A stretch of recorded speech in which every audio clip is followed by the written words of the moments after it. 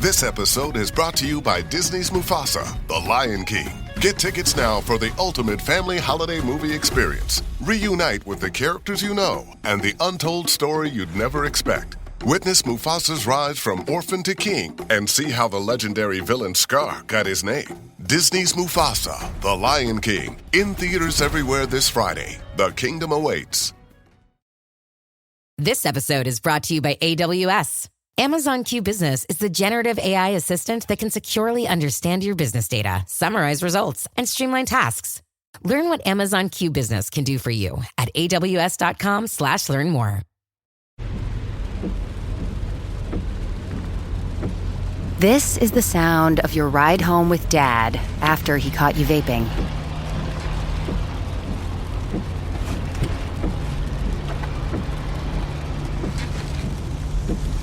Awkward, isn't it?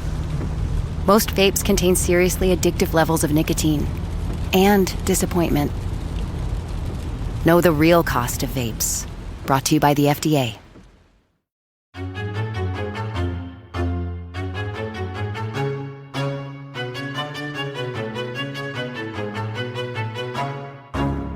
Slashers, huh? What's your favorite scary movie? Not that one.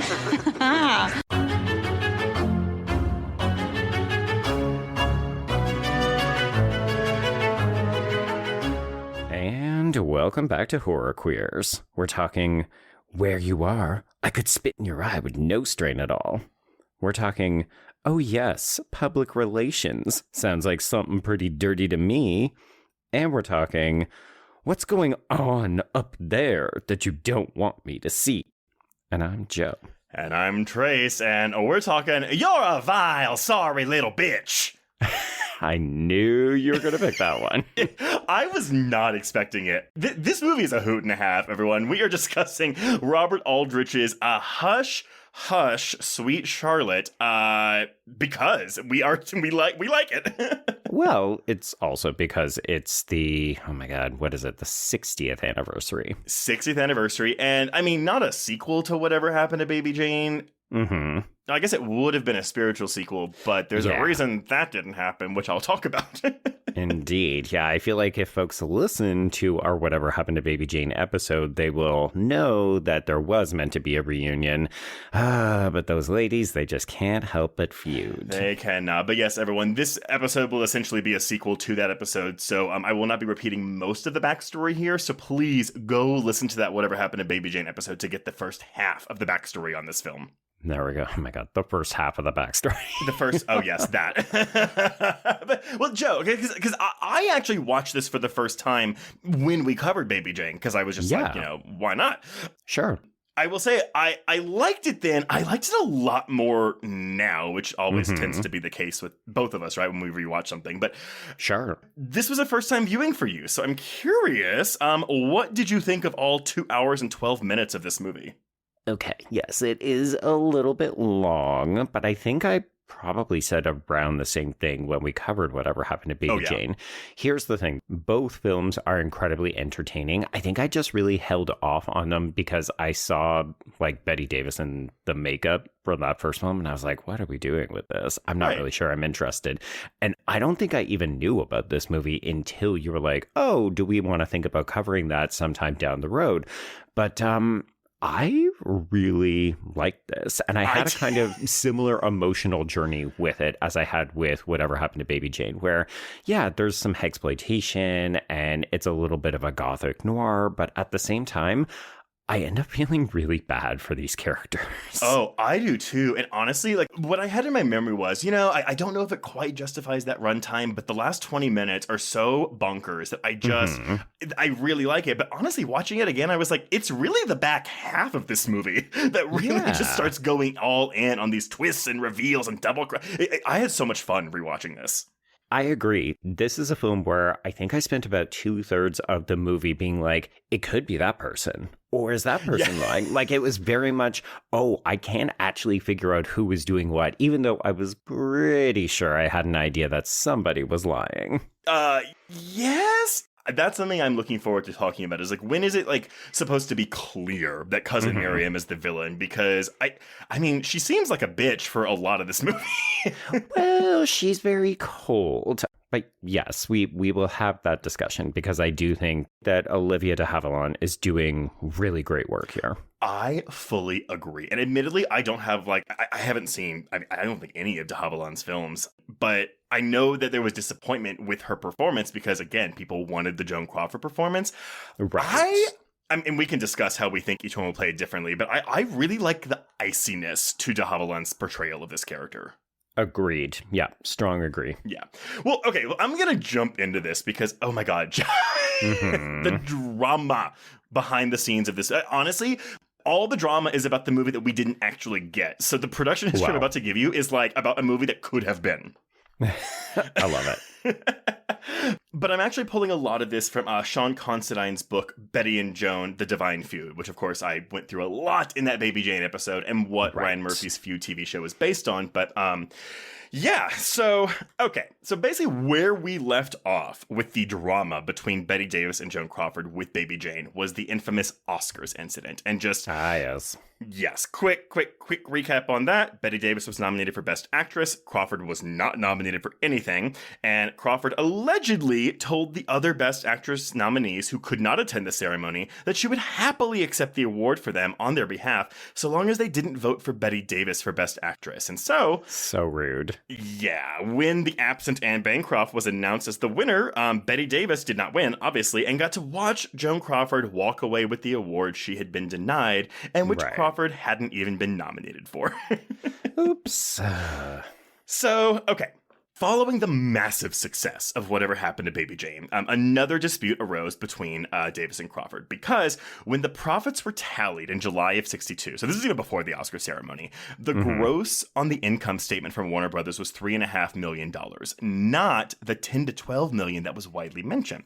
Oh, okay. I know. And so I'm like, well, the shady bookkeeping, I don't know, but basically... After the negative and distribution costs were deducted, Crawford received about $150,000, with Davis getting $75,000, minus a $30,000 repayment of a loan that Robert Aldrich and Associates had advanced her because, get this, Joe, she needed that $30,000 for a down payment on the purchase of Honeysuckle Hill, her new colonial-style home in Bel Air.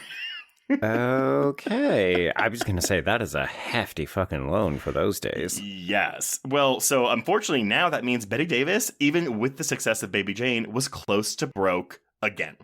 Oh, man. So she solicited work, and this is when she puts out that infamous situation wanted ad in Variety. And it's so uncomfortable. It's very uncomfortable. And, she said it was a joke, and I'm like, oh, I don't know. No, girl, it was not. She was, quote unquote, slumming it. So she agreed to guest star on Perry Mason on TV, and to sing and dance on the Andy Williams Variety show. And she was going to cameo in Robert Aldrich's next film, the Western comedy Four for Texas, starring Dean Martin and Frank Sinatra. And okay. This was kind of Robert Aldrich's baby. I think the only reason he got to make this was because of the success of Baby Jane. Sure. Cash in that favor, because when you're hot, that's when you got the cachet. Absolutely. And so she was going to do that, but then what happened was she learned that Lana Turner had just dropped out of another genre film, a psychological thriller called Dead Ringer, in which she would have to play twins. And of course. Apparently the reason Lana Turner dropped out is because the world would get enough of her with one version of her. They didn't need two versions of her. And I was like, okay. Oh my God. These divas of the day. I love statements like that. And I have a couple other tidbits for you that are great, but just choice lines. But so she does Dead Ringer, and which is interesting because this is released just 1 month after Straitjacket, the William Castle horror film that starred Joan Crawford. So both of them turned to genre films separately in the wake of Baby Jane. Both of these films were panned, but Straitjacket took in more money because it's William Castle. Yeah. Okay, so Aldrich's Four for Texas did not do very well, critically or commercially. It's actually considered a pretty bad movie. Oh. So he thought about reteaming Davis and Crawford and asked Baby Jane novelist Henry Farrell to write a new story featuring the stars, and he came up with the idea, Whatever Happened to Cousin Charlotte, and wrote a book on it. I looked this guy up because he apparently has 2 other titles that are based around the same kind of titling scheme. So I love this idea that he also found a groove and just stayed in that lane. I mean, you know what? If you're good at it, keep doing it. Sure. Yeah. So Davis read the first draft of the script and agreed to play Cousin Charlotte, but she didn't know that Aldrich was targeting Crawford for Cousin Miriam until he told her the studios wanted her, to which Davis replied, "I wouldn't piss on Joan Crawford if she were on fire." Oh my God, everyone should aspire to use that line on their worst enemy. So Aldrich reminded her, though, well, hey, if we get Crawford, the budget's going to go up. Yeah. And then Bette Davis, oh my God, you're going to get $120,000 up front, which is double the amount you got for Baby Jane. And I'll give you 10% of the profits. So that's where the money is. But then Davis wasn't appeased yet. So she reminded him on how screwed she got on Baby Jane. And so Aldrich was like, fine, we'll up the offer from $120,000 to $160,000. Whoa. Yeah. Like, here's an extra $40,000 in 1964. Like, sure. Yeah. But then he said, oh, well, this part, though, is Oscar material. This, like, more difficult, narrow-edge part than Baby Jane Hudson with this, like, gothic bravura, which, I don't know. Which, between Baby Jane and Cousin Charlotte, which do you think is the better showcase for Bette Davis's talents, Joe? I do think it is Charlotte, because Charlotte gets to be more histrionic for longer stretches. Like, obviously, Miriam is the better role at the end because you get to have that turn, the heel turn. Right. But for the most part, you have to play it straight. Yeah. And I think it's easy. I mean, I don't think Baby Jane is a caricature of a character. Like, I think most of that's due to Davis's performance. But I do think there's a bit more layers to Charlotte. Right. By the way, while you were talking, I did the math. If we do $160,000 in 1964 money, that would be $1.63 million today. Holy shit. And she's getting profit participation too. So like, yeah, that is worth it. So Davis eventually came around, but she said she would only accept Crawford if they changed the name of the film from Whatever Happened to Cousin Charlotte to Hush Hush Sweet Charlotte, because I guess by this point the title song was already either written and or recorded, so she wanted it to match, I guess. Okay, that's interesting, but sure. I don't know. I have no idea. Honestly, the ellipses in the title, I hate it so much. Like, just do a comma. Just do another comma. It's a very baffling thing, to the point where, the SEO people in us from contemporary perspectives looks at it and say, no, everybody's going to get that wrong. Absolutely not. Now, Crawford, they thought that she was going to be hard to convince, but she came aboard instantly because Aldrich showed up on her doorstep to personally ask her. Okay.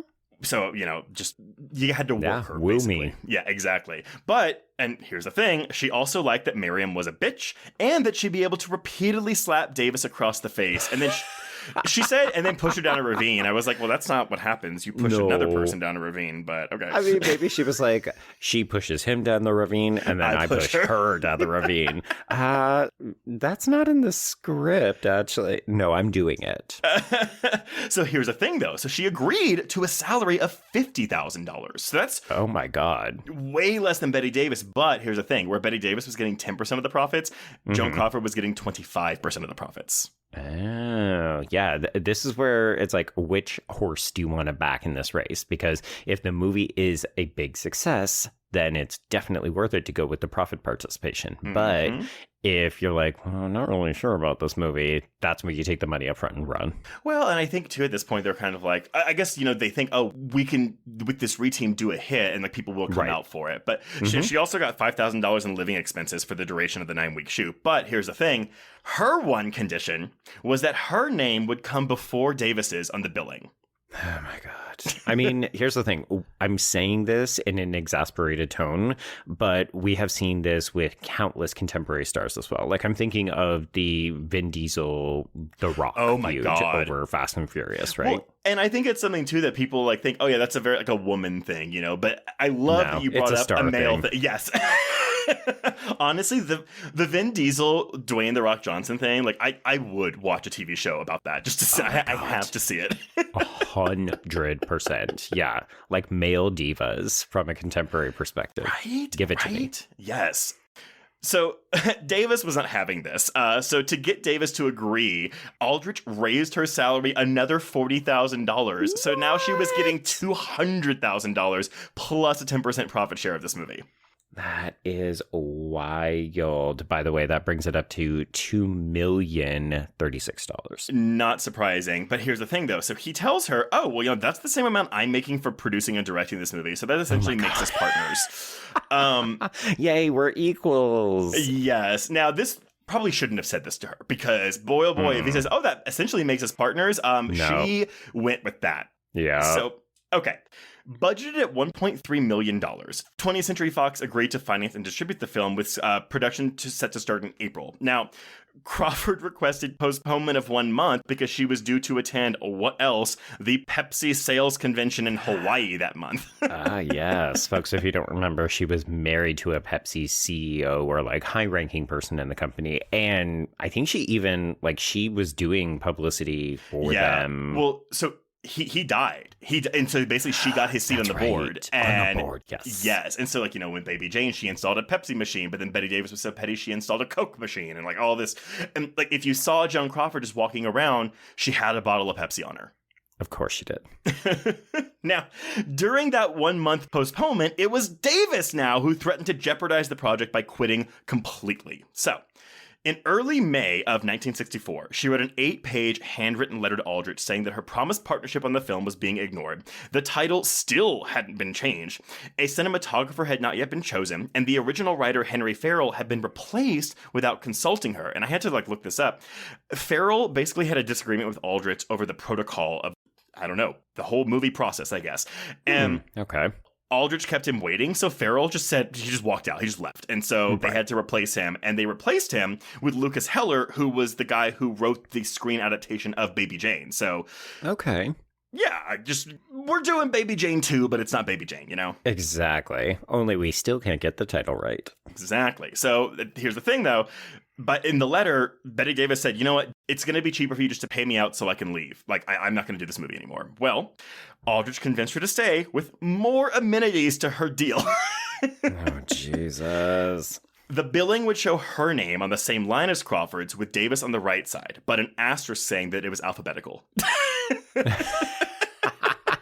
So petty. But she also got an additional 15% of the net profit, so she went up to 25%, matching Joan Crawford's 25%. Okay. Well, issues began immediately. On May... So they fly to Baton Rouge on May 31st of 1964 to begin 10 days of on-location filming. Almost all of them flew down because Joan Crawford was missing. She wanted to travel on her own and wasn't due on set until the 4th day of filming, so she just didn't go with the whole rest of the cast and crew. Sure. You know what? It's a big power move. Yes. Now, 3 locations were chosen for filming. We've got an office on Government Street in Baton Rouge. We've got a house in Oak Valley, Vacherie, where Mary Astor's character would reside, and a moss-covered antebellum mansion near Burnside, Louisiana, overlooking the Mississippi River. And I would imagine this is the, Charlotte's big, plantation home. Yeah. Oh, boy. I was not ready for the word, plantation estate in the first 2 lines of this movie. I mean, we are in the deep South here, so... It's true, yeah. And I know we're 100 years beyond the Civil War here, but racism... I'm a little surprised we don't deal with that more in this movie. Well, maybe I'm not surprised, because why is a movie from the 60s going to deal with racism, I guess? They're in the time period where they may be actively avoiding it, but I was a little curious that it's Velma is white. Okay. Which, truthfully, though, I actually love Agnes Moorehead in this movie, but sure. Yes, I very much thought at first, I was I feel like she's doing a caricature of, a Mamie stereotype. We'll talk about it. Yeah, all right, cool. Okay. Anyway, so on those first 4 days that Crawford was absent, Davis used that time to make friends with the local and visiting press, calling them all in herself. She also became very close with the crew of the film, rarely spending time in her trailer that was right next to the mansion, choosing to do her makeup in the house, and eating her lunchtime meals outside with everybody else. Oh my God, she is working the crowd like she's going into politics. Yep. So, okay. Crawford arrives on that 4th day with her usual posse, her maid, her hairdresser, her makeup man, and her luggage. She expected a VIP welcome, which she did not get because no one was there to meet her at the airport. Oh, boy. Let it begin. Yes, I know. So this was attributed to a mix-up in the schedule, but it gets worse. Sure. When she got to her motel, because these are motels in Baton Rouge, Louisiana, Her room was not made up. She had to wait almost an hour in the lobby for them to clean her room. And to add insult to injury, the bungalow she was put in was next to the garbage disposal unit. Well, here's the thing. This is why you travel with everybody else, so that you can then insist, I get the plum room. But in her defense, it is very frustrating when you show up at the hotel and you're like, my room's not ready. Come on, just let me in there. Because this won't be the first time something like this happens on the set of this film. And apparently it's because the production manager was a drunk and frequently forgot to schedule things. Yeah, that's going to add some headaches. Yeah, but needless to say, Crawford did not get all buddy-buddy with the film crew because she was still in star. Like, she was nice to people, but she wasn't, like, socializing with the plebeians, you know? Uh-huh. Okay. But she supposedly did try to mend the broken bridge between her and Davis. But Davis wasn't having it because she was still really burned by that Oscar snafu the previous year. So Davis wanted revenge, and she did so in a few different ways. God. Okay. Crawford had just turned 60, but she was adamant. Like, she told everyone in the press, like, no, I'm 55. This is how old I am. Davis took every opportunity she could to tell people her real age, including announcing it loudly at press events and social gatherings, even saying, I have witnesses that can prove to you she is 60 years old. What? Okay. What witnesses, ma'am? She would publicly make fun of Joan Crawford's wardrobe because she brought 20 outfits for a week. She brought color-coordinated clothes for a black and white film. She brought all these chiffon fabrics that had to be like endlessly ironed for hours in the 100-degree heat. So again, in interviews, she would make fun of this. Right. She made fun of all Joan Crawford's hair pieces because her hair was thinning. Because, I mean, in Baby Jane, they both wore wigs, so I'm sure that would have happened here. She would also organize several social outings in Baton Rouge and invite everyone in the film except for Crawford. Yeah. And then finally, this is the more notable one, she leveraged her partner title to seemingly co-direct the film. So, like, in scenes when Joan Crawford was being filmed, you had Bette Davis, like, sitting, like, in front of the camera, like, below it, out of view, but, like, in front of the camera, and constantly whispering things to Robert Aldrich, including things like, are you really going to let her say something like that? Or, like, say it like that? And so that was not okay with Crawford. She's like, no, she is not my director. Yeah, I mean, it's one thing to be petty and not invite someone out on social outings. Like, it's a bad look, but ultimately it's like, okay, well, we don't have to get along. Like, we're co-stars, but we don't have to be friends. But now you're starting to interfere with the professionalism of this. Like, I imagine that they both took their careers very seriously. So this is their craft. And if you're trying to direct somebody and you are not the director, yeah, I'm on Crawford's side for this one. Yes. Well, so here's the thing. So Crawford did try to call Aldrich in his motel bungalow one night, and she was like saying stuff to him, but then she heard Bette Davis talking to him over the line. And so she was like, God damn it. And of course, then there were rumors that, you know, Bette Davis was having an affair with Robert Aldrich, which Bette Davis's daughter says that wasn't the case. But I know in the Feud TV show, they treat that as if it did happen. So, well, Ryan Murphy, take it with a grain of salt. Exactly. But to top things off, after the last day of shooting in Baton Rouge, this is June 12th, so they've been there, you know, for their 10 days. Mm-hmm. Crawford slept through some afternoon liquor shots she had been taking in her trailer, and when she woke up, she found that the cast and crew had packed up and left, and no one told her. So she was left at the back of the house in her trailer with no transportation back to the motel. Ooh, shit. Okay, so at this point, Crawford is ready to quit, but she had a contract, and she even had her lawyer go through the contract to look for an out for her, but there was none. So by the time she got back to LA, she had her defense strategy in place. So I'm just imagining her on the plane, like, mapping out this, like, heist, basically. She tells her driver, don't take me home. I would like to go to Cedars-Sinai Hospital. I am sick. I need to be checked in as a patient. Oh, no. We're going to do that angle, are we? We really are. So filming begins in LA on the film, like, you know, they're Hollywood sets, and so they're doing all the interiors, and Crawford was still ill.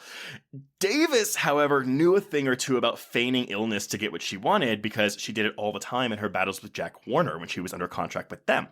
Right. So she told Aldrich, do not cater to her demands. Like, I know exactly what she is doing. And Aldrich eventually requested a medical report from the hospital, and it said that she had a bad case of dysentery, an excessively high blood cell count, as well as a sore throat and an intermittent cough. So she's out of commission for 2 weeks. So after 2 weeks, Davis realizes, oh, she wants out of the picture. Like, that's why she's doing this. It's not just to, like, be a bitch. Like, she's trying to get out of it. So the studio then offered Crawford a settlement to buy her out of her contract, and Crawford's lawyer turned it down. Well, This is because while Crawford was sick, oh no, she was working on new ideas for the script, including... Oh, yes. More backstory and flashbacks for the character of Miriam. She also thought that Miriam should have more than just one man seeking her affection. She said 2 more, to be precise. She should have 3 men, like 3 beaux in the film. Oh, sure. What are we, a romantic comedy? She also wanted to add a scene with a ball in the mansion whenever cousin Miriam first comes back to Louisiana as an adult, so she could dress up and make a spectacle walking down the staircase in a beautiful dress. Sure. Yes. You know what? That I will agree with. This movie could use even more balls. Yes, absolutely. But Davis rejected all of these because she could. Yep. So June 30th now, we are 3 weeks into this, Crawford's cold suddenly becomes worse and developed into pneumonia. 2 days later, July 2nd, Aldrich has to inform his crew that the production was temporarily shutting down. But then a week later, Crawford was still in the hospital and they brought in specialists and no one could figure out what was wrong with her. Because it probably was nothing. Yeah. At this point, Davis said, fuck it. Like, just give her what she wants because I can guarantee you when you do, her illness is going to mysteriously disappear. Mm-hmm. And it kind of did. So Crawford returned to work on July 20th. So again, this is like 40-ish days beyond her initial stint in the hospital. Jeez, this is expensive. Like delaying an entire film, that's a lot of people on the payroll. It's okay, because insurance is going to get involved here. But here's the thing, though. So she comes back thinking her role had been magnified. But on the second day of her return to work, she learned that her part was going to be diminished further by Davis, who announced that she would be cutting dialogue from the script. And at this, Crawford stormed off to her dressing room. And for the next few days, she would come to work, but she would always leave set early. Definitely always by noon. Oh. And she would attribute it to her illness. I'm weak, I'm fatigued, blah, blah, blah. Despite, she still had scenes to shoot. And at this, Davis and Aldrich hired a private investigator to follow Joan Crawford. Oh, no. Come on. And so basically he followed her home. And on at least one occasion, he saw a woman leave the house incognito, basically wearing a bandana over the head and dark shades over the glasses, and was like, that's clearly Joan Crawford. And right. She gets in her car and drives around, but he's tailing her, and she fucking gives him the slip and gets away from him. Oh, hello. To this, by the way, Bette Davis was legitimately impressed. Nice, okay. Common ground. If only we could have been spy sisters or something. Well, and again, that's the whole thing. Again, I cannot tell you all enough. Go watch Feud. It is a poetic, beautiful show. It is not the Ryan Murphy you would expect. Right. But okay, so July 27th. So again, we're still we're 2 months into this at this point. Crawford was leaving at noon every day complaining of fatigue. So the studio had an insurance meeting where basically it was decided that if Crawford wasn't able to continue a full work schedule, they would have to either cancel the film or replace Crawford because the insurance payments from these delays were going to stop because they were getting insurance payments while she was in the hospital. Right. Yeah. Now, logistically, replacing Crawford would be a hassle because doing so would increase the cost of production by about $285,000 plus whatever it would cost to get a new actress and, pay her. Yeah. Yeah. So production shuts down for 3 days on July 29th, and Crawford said that she would only come back to work if she would work no more than 2 hours per day. Oh, come on.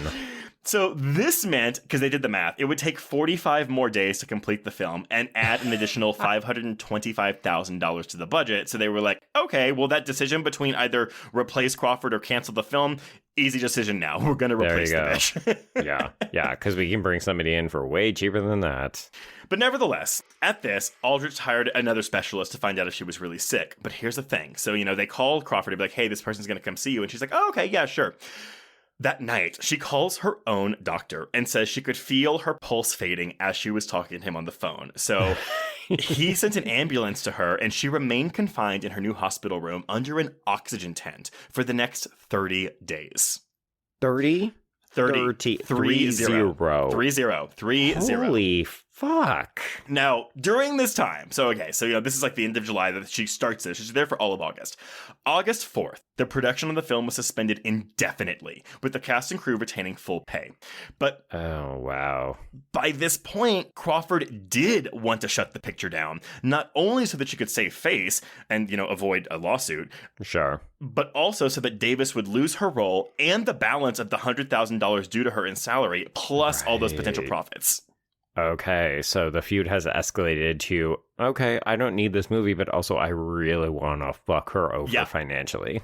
Well, and here's the thing. Davis couldn't say anything publicly about Crawford potentially faking the illness, because if they did, then the insurance company could then retract all their payments they'd made during the delays. Right. So this is, yes, they're looking for a new actress. But here's the thing. Crawford was confident that no one in Hollywood would dare take a role from her, including Loretta Young and Barbara Stanwyck, who were offered the role but declined, probably because they were afraid of Joan Crawford. Sure, but also, baby, there's more to the world than just North America. But Richard Zanuck, the head of 20th Century Fox, essentially said fuck it and sought out a replacement without consulting Crawford. But here's the thing. The replacement also had to appease Bette Davis, who had co-star approval in her contract. Right, yeah. So the studio wanted two main people. They wanted Vivien Leigh and Katharine Hepburn. Oh, I could not. No. Either one or both of them? Definitely not Katharine Hepburn. That is just totally wrong for this role. But I'm just thinking Vivien Leigh could be interesting. It goes like, I mean, you're going to tell me that Olivia de Havilland didn't really play these kinds of roles either, but like, I can't imagine Vivien Leigh being interested in taking on the Miriam role. Yeah. So basically, Davis didn't want either one of these people because, just like you said, she didn't think Katharine Hepburn was right for the role. But with Scarlett O'Hara, so they had a beef because I guess in the early development of Gone with the Wind, like Bette Davis was up for the role of Scarlett O'Hara. But there was also, I love that you just called... But also, I love that you just called Vivien Leigh Scarlett O'Hara. I thought that was her name. I think for the longest time, I thought that actually was her name, to be honest. But Gone with the Wind had also a very, not a troubled, well, maybe it was troubled, but it was a lengthy pre-production process, process. And of course, Bette Davis did not get that role. So no, she, I guess, still held this grudge about Vivien Leigh like taking Gone with the Wind from her and did not want her for personal reasons. But here's the thing. Leigh did not want to work with Davis either, saying, and this is the direct quote, "No, thank you. I can just about stand looking at Joan Crawford's face at 6 a.m., but not Bette Davis." Okay. Battle lines have been drawn. Also, I love that you keep saying Bette Davis, like, felt that this thing was taken away from her, or like that role was hers. And I'm just like, girl, that is not how the world works. You are not promised or owed things. You don't get an Oscar just because you appear in a movie. You don't get the role just because, like, you have to fight for them. You have to earn them. Other people are doing the exact same thing. Also, like, that was 25 years ago. Like, come on. Yeah, maybe let it go. Move on with your fucking life. Okay, so then comes Olivia de Havilland, and she was nervous about doing a genre film because here's the thing. So she had just done one the previous year called Lady in a Cage, in which she played the titular screaming lady in a cage. Okay. And she was like, nope, I'm done with that. And like, also like there's gore in this movie. Like no, I don't want that.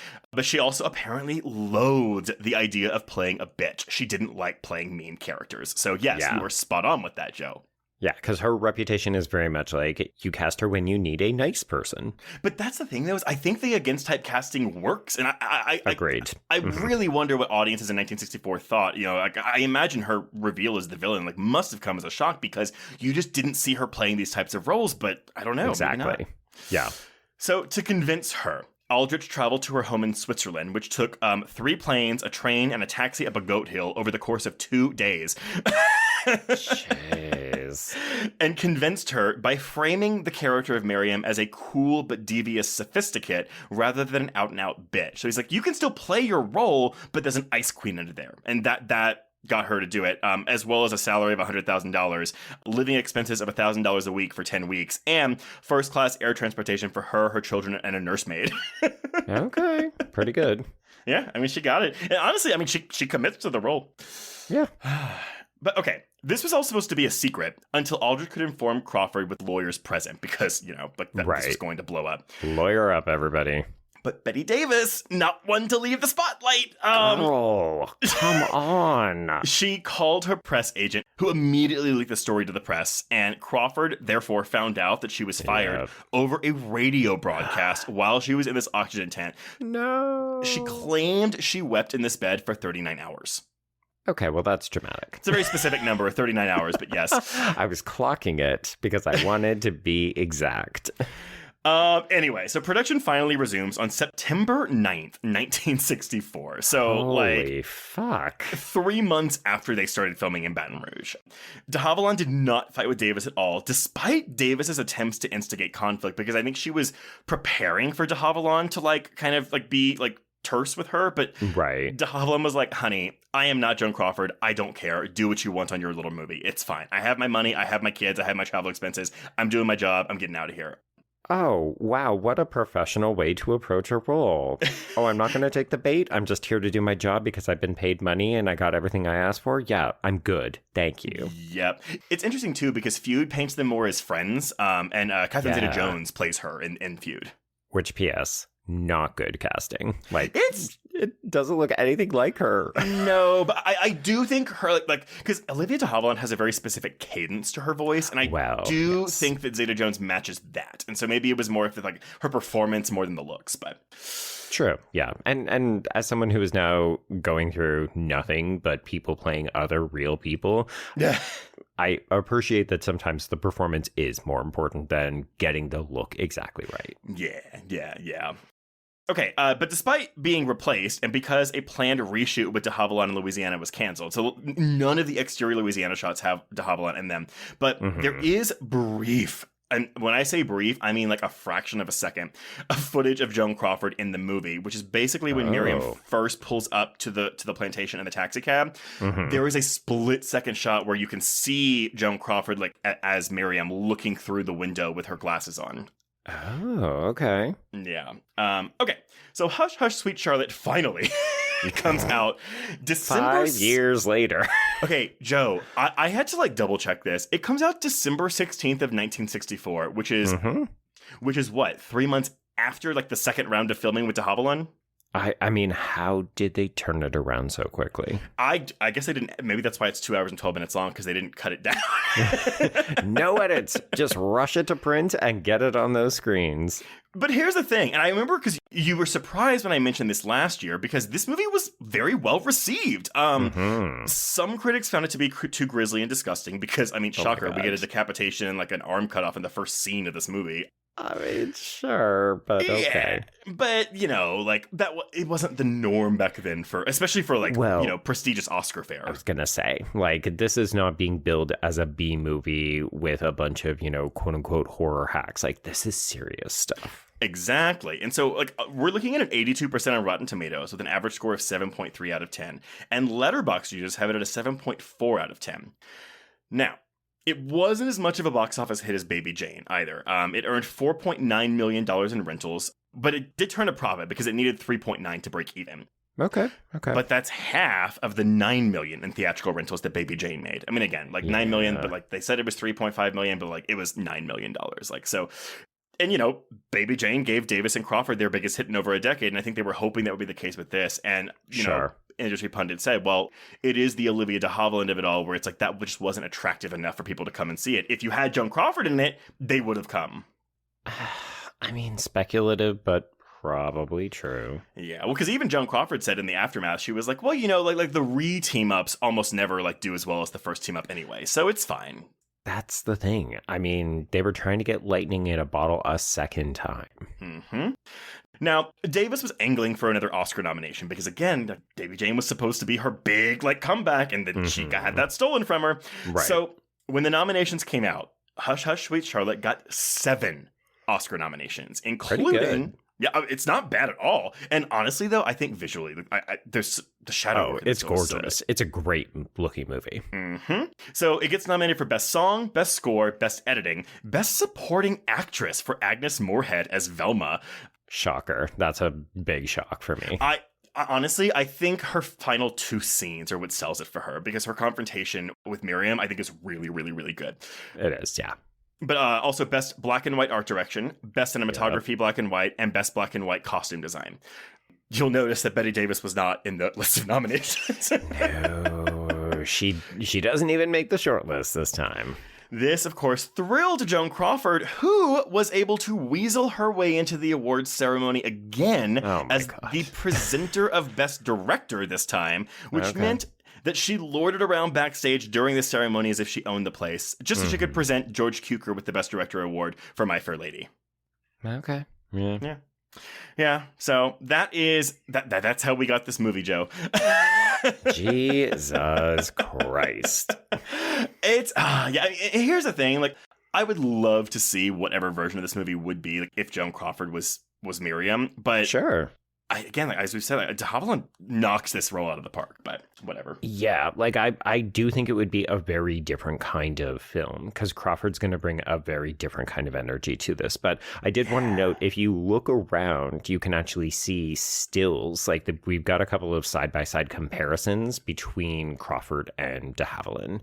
So, yeah, I found one where she's confronting Velma on the stairs, like where she grabs her by the arm, and you can see both actors. And I'm like, God, even the energy in this still is different with Crawford. Well, that's the thing. I mean, obviously, Crawford is an amazing actress, but I wonder if she would have like tried to like play it up a bit and gone a little bit more over the top. She would have been big. She tried to match Bette Davis. Yeah, absolutely. But which could have been fun, but I think it would have made the role a little bit more of a caricature.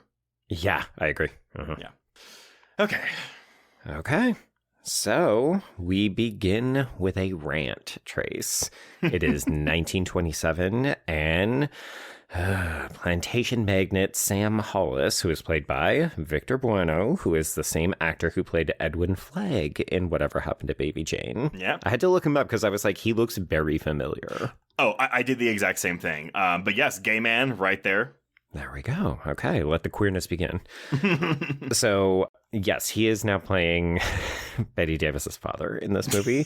So he is tearing a new one in John Mayhew, who is played by Mr. Bruce Dern. Okay, when I think of Bruce Dern, I just think of the way he looks now. Sure, yeah. He is fine hot in this movie. He's aggressively hot. Yeah, so folks, if you don't know, the last name is the clue. This is Laura Dern's father. But yeah, he is in this movie for a couple of scenes, and then he's, a specter. But yeah, distractingly hot. Yeah, very, very, very good. But this is like... Because we're dropped in the middle of this conversation, so it's kind of like, oh wait, like what is going? Because Charlotte's not even here. No, there's no preamble, so you're just like, okay, I'm catching up. What is going on? Even the idea of like, I know it's 1964, but we're playing 1927. This idea that everybody knows that this married man is planning to elope with Charlotte, who is, Mr. Hollis's daughter and only heir to this plantation fortune. It's just like, oh, this got saucy right off the top. This movie is full of bitchery. Like, I would... While I actually do prefer Baby Jane as a movie because I just like all the layers we're working with Blanche and Jane, I do think Charlotte's a more entertaining film. I would agree. I think that this goes down a little bit easier. Yeah, it's a bit more fluff maybe, but still, it's good fluff. Yeah. I've got a couple of comparisons if people ever want to do double bills later on. Ooh, okay. Okay, so yes, we've got this. It's basically, I know what you're up to. You're a scoundrel. You're not going anywhere with my daughter. Here's what you're going to do. So we cut to this party. It's a ball, and John is consoling a crying Charlotte because clearly he has done what Daddy told him to do, broken it off. So, Joe, is this Bette Davis? This is Bette Davis. Because here's the thing, folks, we will not get to see her until we jump ahead to the quote-unquote present time because we are so strategically lighting the fuck out of this character, you don't ever get to see her face. She's meant to be like a 17-year-old teenager, like something around that age. And yeah, so we're hiding her face, we're putting her in shadows a lot, but then she actually speaks. And it's Bette Davis's voice, right? 100, yeah, because it's a 17-year-old, supposed to be a 17-year-old girl with Bette Davis's body, who just screams, "I could kill you!" And it's like, It just sounds like the 17-year-old who's been smoking, 20 cigarettes a day for 50 years. Just like Bette Davis. Yeah, like I need to go back and see if there is an early Bette Davis film just to see if she still sounds the same way or if she, I don't know, accumulated this voice over time.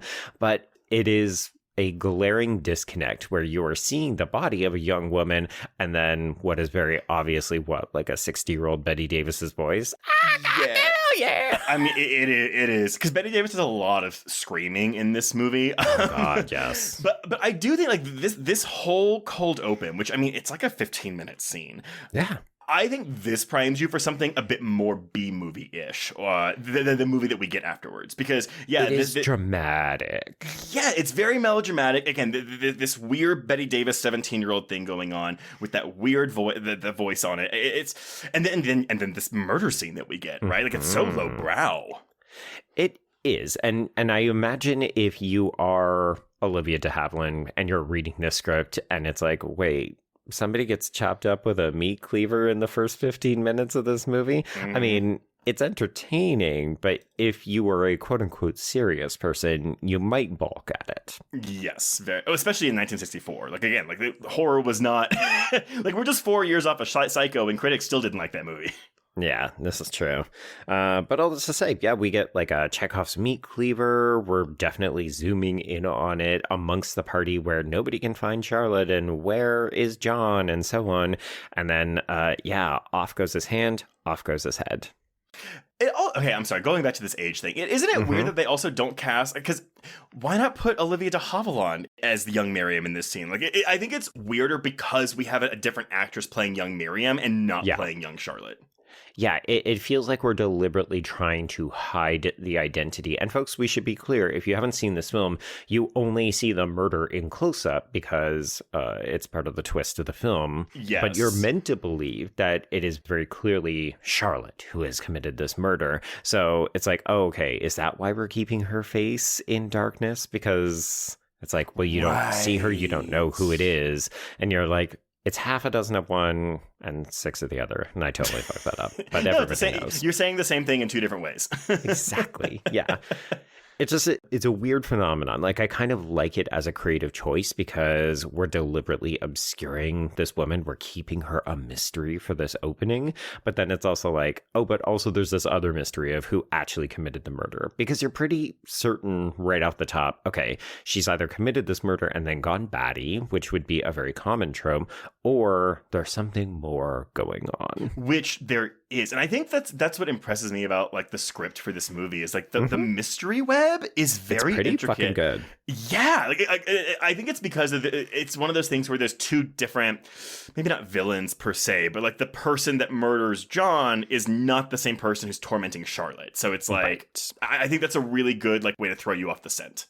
I agree, and I think it's a mystery that actually plays fair. Like, if you follow the clues, you can kind of figure out what is going on before the big reveal. So it's not as though they're withholding information that prevents you from figuring everything out. Now, I will say, though, so because we have Charlotte walk outside into this room, and she's covered in blood.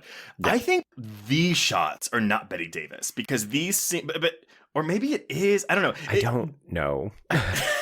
Like, there's one shot where I was like, okay, it looks like a younger, because, like, Bette Davis has like obviously her eyes, but, like, just like the underside of her eyes are just very, like, you can tell what they are. And I didn't see that sometimes. It was weird. Maybe it was a cross-cutting of, like, different performances, but still. I could not figure out. I was like, have we somehow managed to put Bette Davis's head onto this younger actress's body?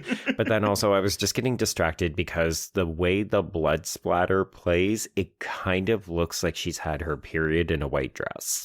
Yeah, but it's up on her cleavage. Oh, no, it's like on her stomach. Okay, yeah, that makes sense. Yeah. Yeah, I was definitely just doing, like, the crazy ex-girlfriend, like, period murder, put a towel down because we're committing murder. Terrible. So basically this is the big stunning reveal at the end of the 1927 sequence. Holy shit, Charlotte has killed John Mayhew. Now let's jump ahead. Yeah. So it's 1964. We do see a headstone that confirms that Hollis died the year after this murder. So he died in 1928. That's, I mean, wild. He lived long enough to sort shit out so that she could keep the house and not be committed or not go to jail. And then he just croaked, apparently.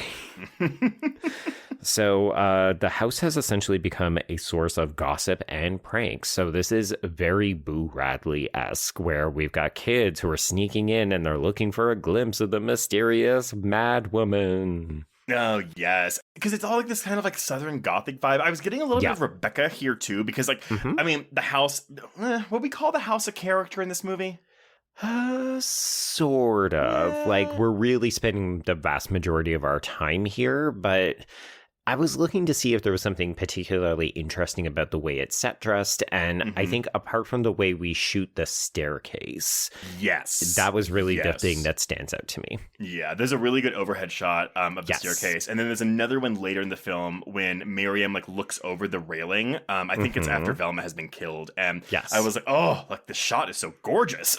Yeah, we're doing a lot of deep focus. I want to say even a couple of split diopter shots and stuff. I think so too. And again, like I do think the decision to do this in black and white was the smarter decision, because again, like the what we are doing with the shadows, like this is not a haunted house movie, but like the way we're like dealing with those shadows, it does give off this really creepy atmospheric vibe that I appreciate, that I don't think you would have been able to accomplish if this was a color film. Yeah, so I'm actually flashing back to when we did our gallery presentation on Carnival of Souls, and we directed people to like, hey, this movie is deeply gorgeous and totally fucked up and surreal. And then we directed people to take a look at the colorized version that you can watch on Tubi, which is disgusting and awful, and it loses so much of the atmosphere. And I've seen colorized pictures of this film, and it kind of looks the same. And I don't know if it's just because when I know that something was shot in black and white and then I see colorized versions, it feels like a bastardization. It's almost like, why would you listen to a dub version when you could read the subtitles kind of thing? But it doesn't work. Like, the color looks wrong. The black and white is incredible. Well, it's everything in this film. Because when I think of like a Southern plantation home mansion, like I do think of like maybe not like a lot of color, but like I do think of like deep reds, deep greens, deep purples, and it's like it has to be lush if you're gonna go color. Yes, and I don't think this movie needs that, because that's not the vibe. Well, clearly, it's not the vibe Aldrich was going for, because they did have they had the choice. They could have done this in color if they wanted to. They chose not to. Yeah. Well, and even your comparison of Rebecca, right, which is another gothic, I mean, that one's arguably a gothic romance. This one is a bit more of a gothic noir, but yeah, like it has that kind of spooky atmosphere to it, even though I wouldn't argue that this movie is particularly big on the scares. Like, there's a couple of really great moments when we are fucking with Charlotte. Yeah. But apart from that, it's like, yeah, it's just rich monochrome. Yeah, like I think at the end of the day, this is what I would call a psychological thriller, not necessarily a horror movie. Yeah. Yeah, if we have to split hairs and try to define it as a subgenre. Exactly, but it's still genre. It's still genre, baby. We are committing murders in this movie. Well, we're about to try to commit some murders with these poor construction people. Yes, I did want to just highlight that we do get this extended credit sequence with a creepy children's song. So just, you know, I mean, if you don't always appreciate the company of children, as Trace and I don't. This is weird and unnerving. Like, it's not quite on par with Nightmare on Elm Street, but I was just like, ooh, children singing, I don't like it. I think it's because it's also paired, because it's not like we're just doing this over the credits, which we are, but the credits are done with Bette Davis on the right side of the frame just crying. Crying. Again, she has to do this for, I mean, what, the 2 minutes these credits go on for? But yeah, this children's song, it's like Chop Chop, Sweet Charlotte, like Get His Hand in Head. It's creepy. You're just like, oh, wow. Yeah, I mean, again, these kids are shits. Pretty intense way to open it. It is. It's a nice way to set the tone. Okay, yes, so this is our introduction to Charlotte as an adult, obviously now played by Bette Davis. Still played by Bette Davis. Well, yeah. I don't know, man. That opening, I have questions. I could kill you! I could kill. Okay, which is more or less what she shouts at these men, yeah. So we learn pretty quickly that we are advancing on this property with the intent to tear it down because we are trying to build a bridge to connect a highway. So shades of Psycho right there. But yeah, Charlotte is having none of it. She is basically a recluse, but a recluse with a firearm. So she's shooting at these men. She's telling them to get the fuck off her property. It's very old white person energy. Yes. And Fun fact, Joe, the man that plays this demolition foreman that she shoots at is played by actor George Kennedy, who also acted in Straight Jacket with Joan Crawford, but he's also in Charade. The charade continues. The connections, they are inevitable at this point. They're charade-y. Oh boy, yeah. So this is like a pretty fun way to kind of reintroduce the character in the quote-unquote contemporary time. And also we do get foreshadowing because, folks, if you thought we were only going to push one potted plant off the second-story balcony, you would be dead wrong. The fact that does come back, I loved it. It's a great way to kill people. It's a great way to kill people. And this just feels like, oh, she's giving crazy lady. And yes, I use that term specifically because this is how everyone in town sees her, because she never leaves the house anymore. So people just know her as that lady who killed someone, and now she just lives out there in the house by herself. Well, but that's the thing, though, is that she was never convicted. She never went to jail. And so she was never proven guilty, but everyone thinks she is. Yeah. We collectively decided she is guilty, and that's why she, like, in some ways she's a recluse, but I think she's also been socially banished, right? Oh, yeah, absolutely. I mean, her best friend is her maid. Yes. Anyway, so she has forced these men off of her property, and they say, well, we're going to go and get the sheriff, because guess what? Legally, you cannot do this. Yeah. Like, we will be back. We're building a highway. Like, your house needs to be gone.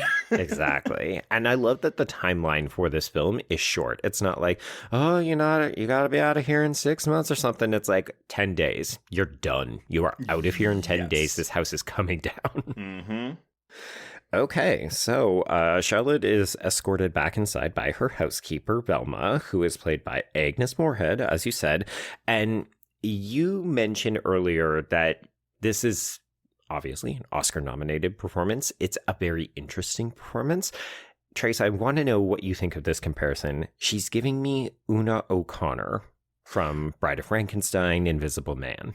Okay, that does make sense. So it's interesting. I could see that.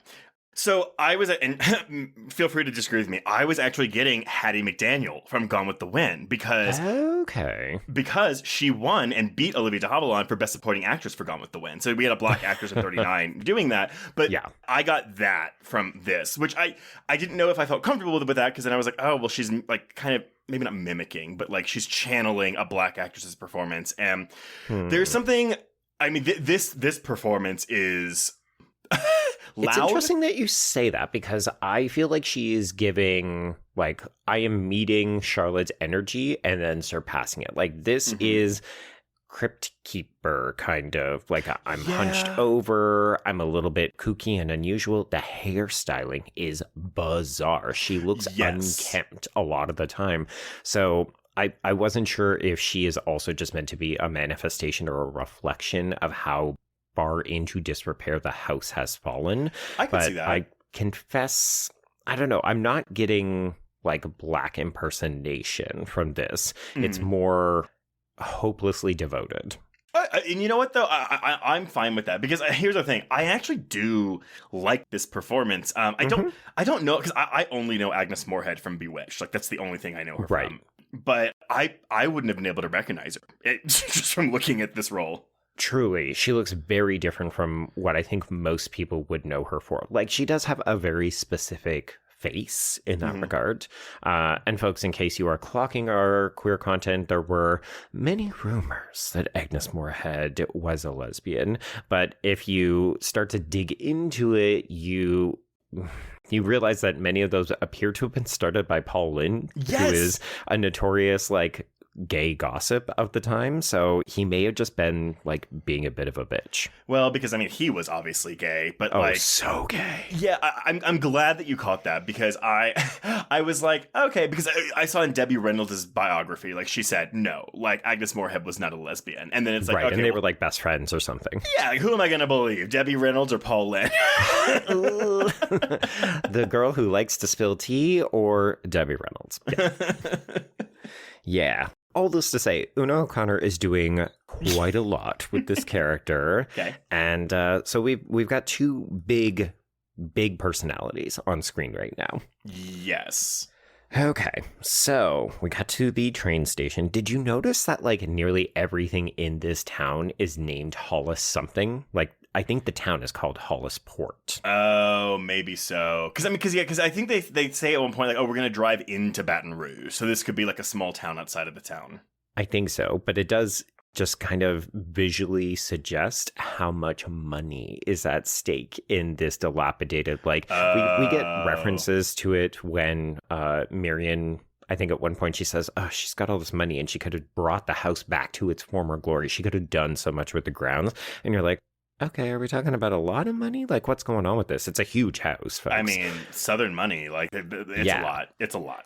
Yeah, but it's kind of planting that flag of, oh, okay, if something were to happen to her, if she was deemed unstable, if she had to be committed, or, God forbid, if she had to die or something like that, there's a lot of money at stake. Because I think because we mentioned a couple movies, but I think there is one big, really obvious influence on this movie, and I'm going to say it's Diabolique, or Les Diaboliques. Yeah, that was the one I was going to suggest. Yeah. The other one, though, that I had sort of as a lesser example, it was giving me original House on Haunted Hill.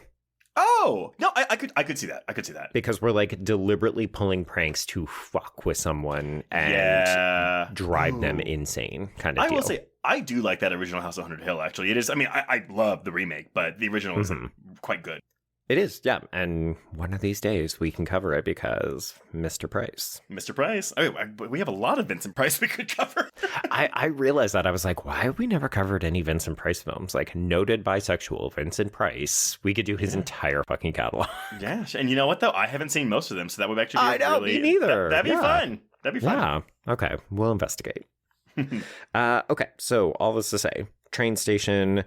Enter Mr. Willis, who my subtitles kept saying Mr. Wills. Okay, no, Joe, I checked this so many times because, yes, my subtitles were saying Wills, but everywhere I looked, but it also sounds like they're saying Wills. I agree, yeah. So I was just like, I guess I'll call him Mr. Willis because that's what he's referenced in, like, IMDb, Wikipedia, and so on, but... Yeah. 100% characters are saying Mr. Wills. But nevertheless, I like this character, but I also hate this character because he does, like, not do enough to help this poor woman. Oh, God, he does nothing at all. He's like her number one fan who does nothing shit. So he is played by Cecil Calloway, and he is a British newsman, we learn. So he starts his investigation off by meeting with Sheriff Standish, who is played by Wesley Addy, and he is also looking to make contact with Jewel Mayhew. So this would be the wife of the dead man. So this is John's ex-wife, I guess. Yes, which we did not see her in the opening scene, but we heard reference to her name in the opening scene. Yes. Yeah. So we knew that he was married, and we knew that he had to break things off with Charlotte. And it was like, okay, did she make an appearance at the party? So it's like, keep track of where everybody was at key points. Yes, because it's also one of those things where we keep hearing about this character that we have not met yet. Yeah. Yeah. Okay. So we go back to the house, and the sheriff... I actually think he's pretty civil, considering that Charlotte more or less should not be living there at this point. And he is, I'm going to say, kind to her. So he says, you know, you are going to have to leave. You can't have a gun. Like, if you hadn't fired the gun, I might have been able to do something with you, but now you've really brought it down on yourself. So I can give you 10 days, but you need to start packing. And she's like, cool, slams the door in his face. So, at this point, Charlotte only has one person left on her side, apart from Velma, cousin Miriam Deering. So this is Olivia de Havilland. She needs to come. She will sort out all of this red tape. And it's like, okay. So again, we're talking about a character before we've actually met them. And Velma is, well, technically we met the young version of her, but yes. Right. But Velma immediately is like, I don't like that Miriam lady. Yeah. We'll learn that they have quite a bit more of a complicated history, that it honestly took me a while to figure out as the film progressed. I was like, okay, wait, so Miriam is not just the cousin. Miriam used to live here. Okay, got it. Yes, that was not made. I guess maybe you're supposed to think that just like because she's at the house in the first scene that she lived there, but that is not clear. No, it's not evident at all. No. So we also have one other character, the family doctor, Dr. Drew Bayless, who's played by Joseph Cotton. You better believe I was saying Dr. Drew the entire time in my notes. Oh, I just put Drew. I will only be referring to him as Drew for the rest of this episode. Yeah, and so Dr. Drew, God damn it. So Drew, he's diagnosing Charlotte, and he's more or less saying that she has a jumpy persecution complex because she is very quick to lash out. She likes to play the victim. Not at all comparable to real life, but basically she's very paranoid. She believes that everyone is out to get her and no one is in her corner. Do you find her sympathetic in these early scenes since we don't know the full extent of the story yet? She truly seems deluded. Like, she is detached from reality. She is not accepting, I guess, the reality of her situation. Like, part of me thought, girl, if you've got the money, just, you've got to walk away from this. Like, sell the house if you can, or do something, go live, be happy somewhere else, because you can't stay here. Okay, so Miriam ends up arriving a day early, so she arrives by cab, as you alluded earlier, and she marvels that the house looks exactly the same. She seems to have these kinds of fond memories, but also she does recognize that, it's not looking so great. Things have fallen into disrepair, including cousin Charlotte. Yes. So we get hints that she was formerly romantic with Drew, and she's very curt with him. Like, she's quick-witted, she's smart, she's dressed incredibly well. So she's like a big city lady out in the country. And she's like, you ditched me. I have no time for you. We're not starting things back up. Yes, but she's not like laying out her bitch cards yet. Like, she's still like, she's just a nice, like, classy lady.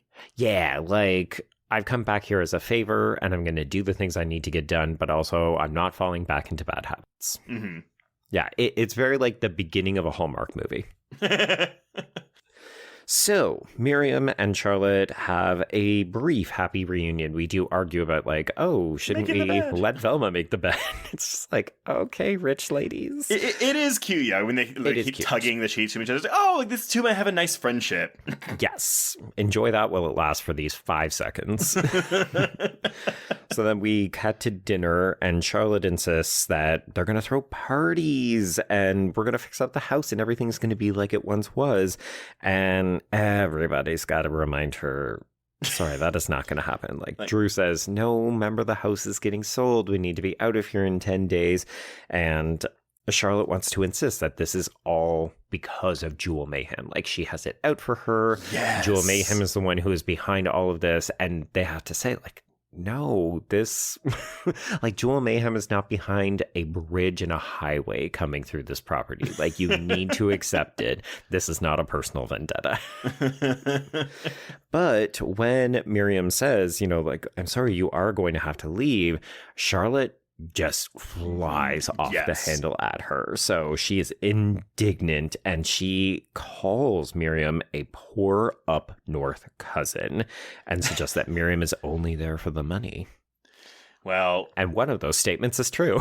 Yeah, one of those statements is true. And this is when Miriam now lets her guard down. Because Charlotte says, you told father that I was having that affair with John Mayhew. You didn't think I knew that, did you? And I love this because I think, again, like, watching this for the first time, you think, okay, Miriam's going to deny this. That's probably not true. But no. Right. She just goes all in. She's like, yes, I told your father you were having, his darling little girl was having a dirty affair with a married man. Like, it's such a good delivery. Yeah, but she still doesn't come off as villain. Like, no. I'm actually still very much on Miriam's side at this point. I'm thinking, okay, she did the right thing because she exposed, like, even in that opening scene, you kind of get the impression that John is doing this because he is in it for the money. Like, he has gone after the rich daughter who owns this plantation. Oh, I hope that's not the case. I'm choosing not to believe that. If only for Charlotte's sake. We don't know enough about John and Charlotte's relationship, but yeah, from Charlotte's side, it was 100% true love. She misses him dearly. She wishes he wasn't dead and so on. Yeah. So Miriam fully says, like, I told Jewel and I told your father, and I put that to bed. And you do get this impression that she didn't like being compared to Charlotte. Like, she didn't like that Charlotte was getting away scot-free while engaging in this, dirty behavior. Well, and this is also because, like, I think it's the exact same movie we learned, but like, we learned that Drew left Miriam because he couldn't, like, he didn't want to have his family name, like, linked to their family name because of the scandal. Yeah, I mean, and it would be a scandal. Somebody got decapitated at this party. Like 1927, like there's nothing else going on in that town. Like, of course, a decapitation's like the talk for years. Yeah, and would continue to be because, as you said earlier, she was never charged. She never went to jail. So it's just like, we've got this woman who decapitated a man living out there on the plantation. Okay, so Charlotte ends up, like, sort of storming off, but she's very sad about his death. She cries out to him. So this is where the empathy starts to creep in. Like, I still think that she is mad, but I feel a little bad for her. Because she goes into these fugue states, and she's just, like, calling John's name. So she's like, there are these moments where she still thinks John is alive. And she's like, he's like, this is actually kind of where I almost wish we hadn't seen John in the first scene, because that's also where the Rebecca-ness is coming. Even though, like, John is not a character like Rebecca, but he's this this specter that that lives in this house that haunts Charlotte day and night. Absolutely. Yeah. Okay, so Drew ends up having this conversation that Charlotte seems to have gotten worse, but she's not, like, ready to be sent to the madhouse just yet. So we don't have to worry too much about that. And this conversation plays very differently between him and Miriam when you know what they're actually up to. Because initially you just think, oh, okay, they're catching up. He's filling her in on the medical history of her cousin. And when you play this back, you're like, are they performing because they know that Charlotte is listening above them on the balcony? Or is this just them being like, well, we're not there yet? That's the thing. So when do you think that they have teamed up before Miriam even got there? Or do you think they team up like, yes. Okay, that's what I thought. I was just like, wait. But I was annoyed with myself because when I rewatched this, I'd forgotten that he was involved from my first viewing. Oh, okay. And I wish I would have caught. I wish I want to rewatch it now, like watching that. Well, he doesn't give off villain either. At all, like, there's a point where everybody just kind of drops the facade and the gloves come off and the masks are gone. And it's like, oh, no, you're villains. Got it. Yeah. Okay. Mm-hmm. But it's not right now. So, they briefly talk about the regrets for the breakup. And Charlotte can't accept John's death. She's still acting as if he's alive, all this good stuff. And we should note that Drew does give Miriam a handgun and a kiss on the cheek before he leaves. Remember that. So this is a weird piece because I don't know if it actually gets resolved or if this is really just for us as an audience, but I could have sworn that I saw a figure skulking around the property and Miriam kind of gets scared because she hears this dog barking. She ends up locking the doors and checking the windows, and the dog is still barking as if responding to somebody out there. So what do you think? Because there are also many shots of like a silhouette outside the curtains of the windows, you know? Yes. I think this is Drew. He's pretending to be the ghost of John to torment Charlotte. Oh, okay. It's never established because we don't get to see him caught in the act, but I think that's what we're doing here. Okay, no, that totally makes sense because we do see them do their performance so that they can freak her out and make her think that John is there later on. So that makes sense. Yeah, I guess at this point, though, you're like, oh, wait, ghost. Like, it's clearly a ghost, yes. Yeah, like something weirder could be happening in this film. Mm-hmm. Botox Cosmetic, out of botulinum toxin A, FDA approved for over 20 years. So, talk to your specialist to see if Botox Cosmetic is right for you. For full prescribing information, including boxed warning, visit BotoxCosmetic.com or call 877-351-0300. Remember to ask for Botox Cosmetic by name. To see for yourself and learn more, visit BotoxCosmetic.com. That's BotoxCosmetic.com. This episode is brought to you by Allstate. Some people just know they could save hundreds on car insurance by checking Allstate first. Like you know to check the date of the big game first before you accidentally buy tickets on your 20th wedding anniversary and have to spend the next 20 years of your marriage making up for it. Yeah, checking first is smart. So check Allstate first for a quote that could save you hundreds. You're in good hands with Allstate. Savings vary. Terms apply. Allstate Fire and Casualty Insurance Company and Affiliates. Northbrook, Illinois. This episode is brought to you by Amazon Prime. There's nothing sweeter than baking cookies during the holidays. With Prime, I get all my ingredients delivered right to my door, fast and free, no last-minute store trips needed. And of course, I blast my favorite holiday playlist on Amazon Music. It's the ultimate soundtrack for creating unforgettable memories. From streaming to shopping, it's on Prime. Visit Amazon.com/Prime to get more out of whatever you're into. Okay, so speaking of weird, we also get this armoire opening of its own volition, and lo and behold, Miriam's dress is slashed on the inside. And I was like, is this contemporary or is this a flashback?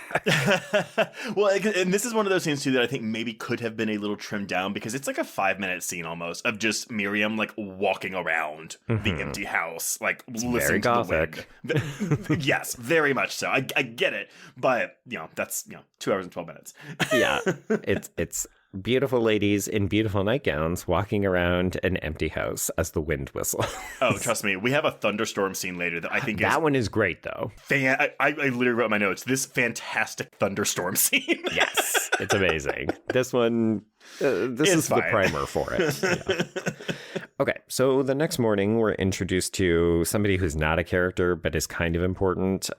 So we meet the newspaper editor, who I think is named Mr. Blake, but he's just credited as editor in most places. Yeah. He's played by Frank Ferguson, but he is entertaining Wills or Willis, and he's more or less catching him up on what happened after the murder in 1927. Yes. So he says Charlotte was sent away to the UK for a brief period, and her father used his connections to make sure that none of the charges stuck. Okay. So enter another new character. This person is more important. He actually has a full name. So Paul Marchand, who is played by William Campbell. He is a reporter of Crimes of Passion, which is a really shit-looking tabloid.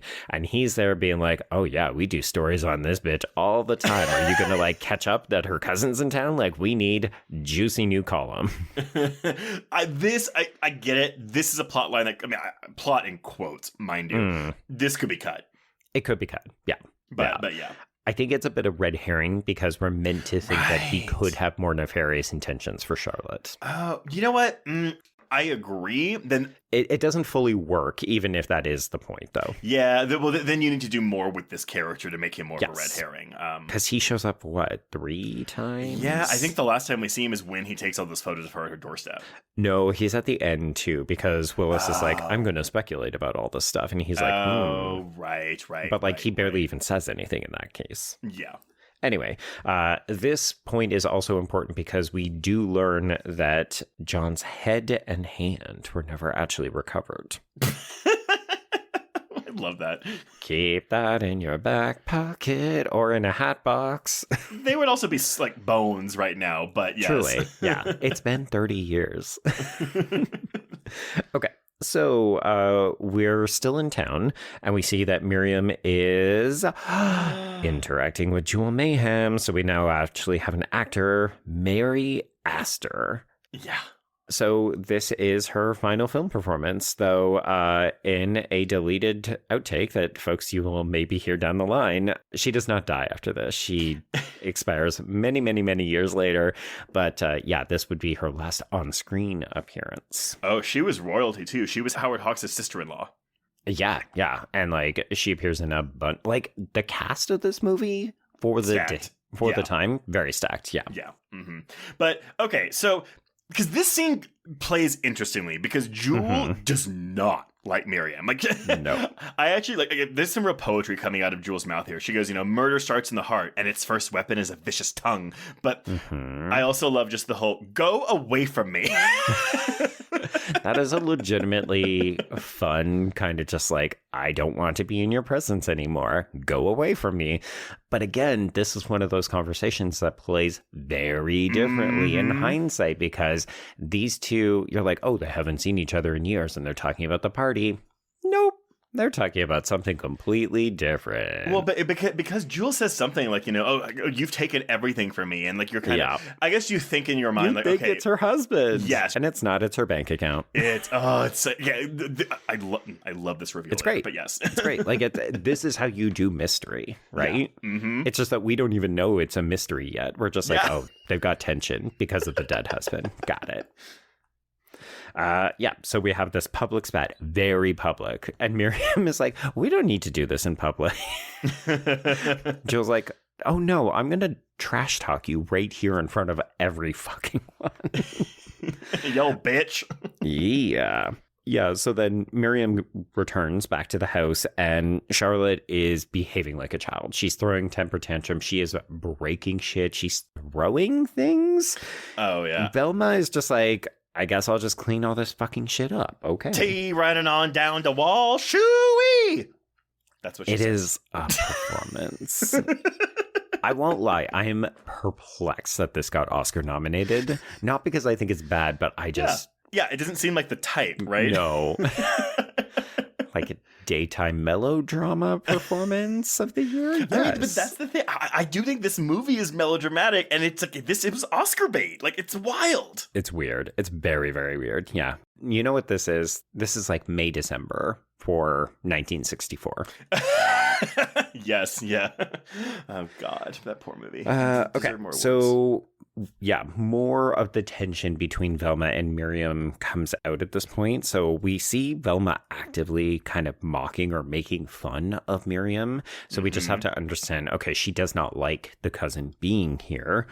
And then the reason we learn that Charlotte has been throwing such a tantrum, being so difficult, is because someone dropped off Crimes of Passion at the house. So she saw the cover story, she saw what has been written about her, and she's more or less flipping her shit. Yeah, just going all kinds of nuts. Yeah.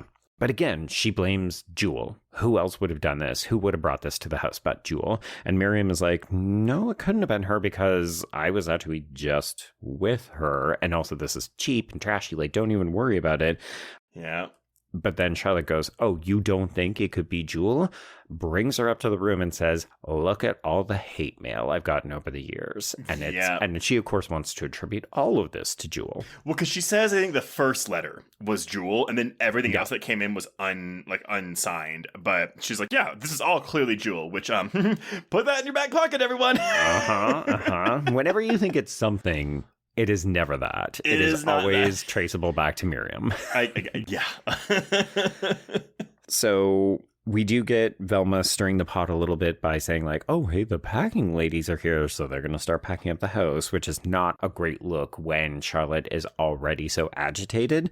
And we do see another kind of telling look being exchanged between Velma and Miriam. They're just like, fuck you, bitch, I hate you so much. Yes, but it's interesting because, I mean, like, what we'll learn, like, Velma doesn't actually know anything that Miriam has done. It's just her people meter. She's like, I don't like you. She doesn't like her, and I think she does feel possessive of Charlotte. Like, if you wanted to do a bit of a queer reading, these two live in the house by themselves for going on 30 years. It's not like we ever get any kind of sign that they are romantic, but Velma clearly has an affection for her employer. Yeah, I would also argue that Velma is a little queer-coded. Yeah, I don't think it's a reach. Yeah, like with or without Charlotte, like Velma is queer-coded. Yeah. So we cut back to town and Mr. Will, or Willis, is meeting with Jewel, and she admits that she is both broke and dying. And then she gives him a letter and asks him not to open it until after she is gone, but she can only give it to him because she doesn't actually trust anybody in town. Which you're like, oh, God, come on, what are you talking about? But then when you learn what's on the letter, you're like, Yeah, it isn't the kind of thing that you would want someone to know about you while you were still alive. No, because then you'll go to jail. Yeah, exactly. So Miriam wakes up to Charlotte singing at the piano. She's crying. By the way, Trace, there is a music room in this movie. Oh my God. I didn't get it here. Like, I didn't figure it, but they called it the music room later. And I just immediately went, the music room, the music room. Yeah. So Charlotte is, she's still missing John and she's having herself a good little cry. But then she does flip out when the door opens and lo and behold, there's a fucking cleaver just lodged in the floor of the music room, as one is apt to do. As well as a severed hand. Oh, I missed the hand. Yes, okay. I thought we just had the head later No, on. so yeah, they push the door back and there's the hand there as well. So so Charlotte freaks out and runs upstairs. This is, again, just the shot of the cleaver wedged into the ground. It's such a good, again, just that could have been the poster. It's really great. Yeah. Hush Hush, Sweet Charlotte, directed by Dario Argento. So anyway, she reappears later. She's now dressed up in the dress from the dance, and you're just kind of like, oh no. They probably filmed this on the same day as the cold open. I mean, probably, yeah. But she does end up going back down to the music room, I think just to check on her own sanity, right? Yeah. Did I see what I actually saw? And the cleaver is gone, the hand is gone, but there is this gash in the floor that she toes. So it is real. Mm-hmm. Okay, so we cut to the graveyard outside because apparently we just buried Dad outside the house. I mean, if you're rich, you would have your own graveyard. But... I wrote in my notes, I was like, a cemetery in her backyard? Mm-hmm.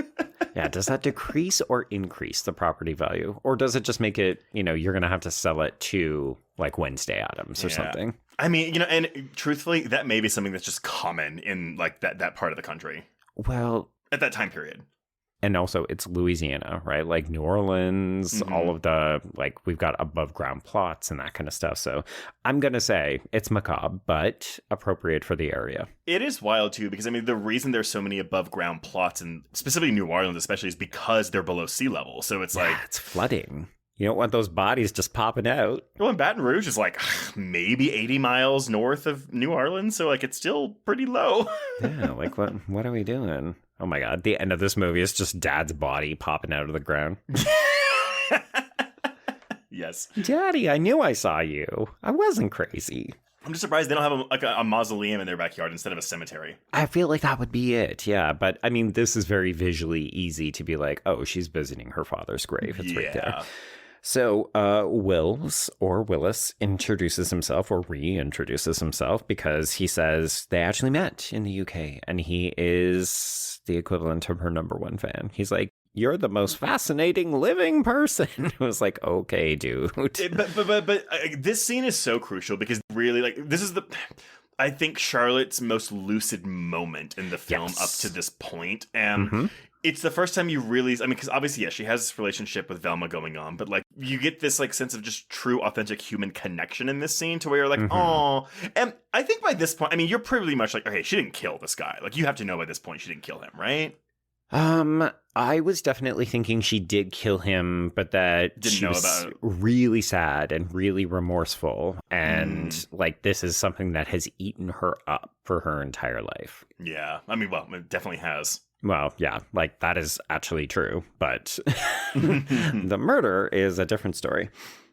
Yeah, so they end up chatting, they end up connecting, they sit on the veranda. She feels so trusting of him that she actually invites him in to look at the house, and he's very excited because, of course, he knows all of this stuff about her case. And everything seems to be going super, super well until, oops, what is the music box doing in the room of all the packed objects? She fucking loses it. She accuses him of planting it there. She accuses the packing ladies of planting it there. It's just like, oh no, she's back. But I also love, because this is when Miriam comes in. And Miriam, the smart little bitch, is already trying to drive a wedge. Because I think she sees immediately, I can't have her have this close relationship with this man. Yeah. She can't have an ally. And so she just says to this man, if you'd never come here, this might never have happened. And it's like, oh, you stupid bitch. Yeah. And of course, in hindsight, you realize, because Velma says, I have no idea how the music box got in there. And you're just like, oh, okay. So it was clearly planted so that Charlotte would throw a fit. Whether it was in front of a guest or not, it doesn't matter. But she covered, because it's clearly Miriam that did this, but she makes a point to ask Velma, how did this get down here just for show? Yeah. It's all about the distraction. Okay, so Trace, we are up to our storm. Okay, And to be clear, this storm is just Bette Davis running around in this long, flowy nightgown with just wind blowing through the house as doors open, and like you hear like a ghostly voice crying Charlotte. So this is like the haunt. Yeah, this is like the haunted house scene of the movie. I thought you were gonna say this is the haunting. Yeah, well, yes, absolutely, yes. Which I guess the haunting would have come out the year before. The year before. Yeah. Oh, I wonder if that's the case. But I mean, it's also just gothic. Like, this is gothic through and through. If you had to identify one key scene from this film, it's like, yeah, it's a lady in a nightgown in a storm by herself, but also the gusting wind is Twister levels. Like, it looks like they can barely stand up against that. I think because we haven't actually mentioned Bette Davis's hair in this movie, which I'm assuming is a hairpiece. I don't like it when it's braided like Pippi Longstocking, but I do like it when it's just down, specifically in this scene because the wind gets to play with it. Sure, it feels a little bit more age appropriate. Sometimes the way she wears it infantilizes her, which I think is very much the point. But I will confess, there are times where, and I don't know if it's the black and whiteness of it, but it does sometimes look like she's wearing a lighter version of her Baby Jane makeup. And I was just like, I don't think that's the intended effect. Yeah, but I mean, she's an older actress, so maybe they're just doing what they're doing to cover it up. Well, and the thing is that Bette Davis and Joan Crawford did their own face makeup. Like, they had makeup people, but they specifically did their faces. Like, I have a quote from Bette Davis that says, "Don't fuck with my face." Oh my God. Like, not kidding. That's just a great line, too. No, but there's an interview, again, like with Bette Davis's like makeup guy, where he's like, oh yeah, I didn't really like the whole, like, 'cause she'd love to just like paint the lipstick on and like cake it on her face. And like, I just, that wouldn't have been my choice. Yeah. Well, it is a choice for sure. Yes. All this to say, yes, so she is being blown around, the hair is whipping around, the nightgown is whipping around. She gets lured down to the music room, but only after spying the gun on Miriam's bedside. And then we often do these things where we'll see Charlotte and she does something, and then we'll cut to Miriam and she will then investigate, or she will discover Charlotte in the process of something. So in this case, when she comes down to the music room, she finds Charlotte standing covered in blood, and all of the mirrors in the room have been broken. Yeah, I made a note again about de Havilland's cadence here, where she's like, "Charlotte, what have you done?" Yeah, it feels like, I didn't watch the trailer for this, but this feels like a trailer line. I could see that. I didn't watch it either, but yes. Yeah. And Charlotte insists that it was Papa. She saw a man who was tall in the shadows, and he was the one who broke all these mirrors. It was not her. She's very adamant about it. So then are we supposed to believe then that the ghost that she's seeing is her father and not John? Like to answer your question earlier about these things we're seeing, through the curtains. She's intermixing them. Like, I think the actual answer is obviously it was Drew who did all of this. Mm-hmm. Except for when she actually is being drugged, and then she is imagining a bunch of things. Well, so that's the thing, though. So, like, the next morning, Miriam tells Charlotte, oh, like, I've come to take you away. And Dr. Drew is there with a syringe. And so I think the implication is that, because is Dr. Drew... I think he staged this, and then they start to drug her at this point. So I saw a reading somewhere, and I don't know like how true this is or not, but where it's like, oh no, because Dr. Drew is Charlotte's doctor, so he's actually been drugging her for years, and that's why she's gone insane for so long, because she's been drugged most of the time. Okay. I could have sworn that there was a line that was sort of like they're waiting for the drugs to either kick in, or like he says something about the treatment will take a little bit longer to get her to the level where they could commit her, but that could just be them amping up whatever they were already doing. Like I said earlier that the mystery is actually playing pretty fair, but we never see them drug her until we actually see him stick her with the syringe. But the implication is that they have been doing it previous to that. Right. I mean, because we know that Charlotte hasn't seen Miriam in years, and we know that Miriam never replied to any of Charlotte's letters. Yes. So she's been doing whatever she's been doing, like just without even interacting with Charlotte. Yeah, it is kind of wild, which makes me think that's why she and Drew have planned this for a very long time. Right. Because she had to set all of this in motion. Like, think about how long she's been sending her those fucking letters. Well, international because Miriam has been traveling around. Right, but I was like, what's the inciting incident? But it's because Jewel ran out of money, so she needed a new way to get money, which is why we move into phase 2 of the Charlotte plan, which is like, okay, we've been fucking with her long enough, now we got to commit her. I think we need to escalate. Yeah. Yes, there you go. Because we're running out of money. But I love it that the movie doesn't need to sit us down and say all of those things. Like, it does come out piecemeal over time.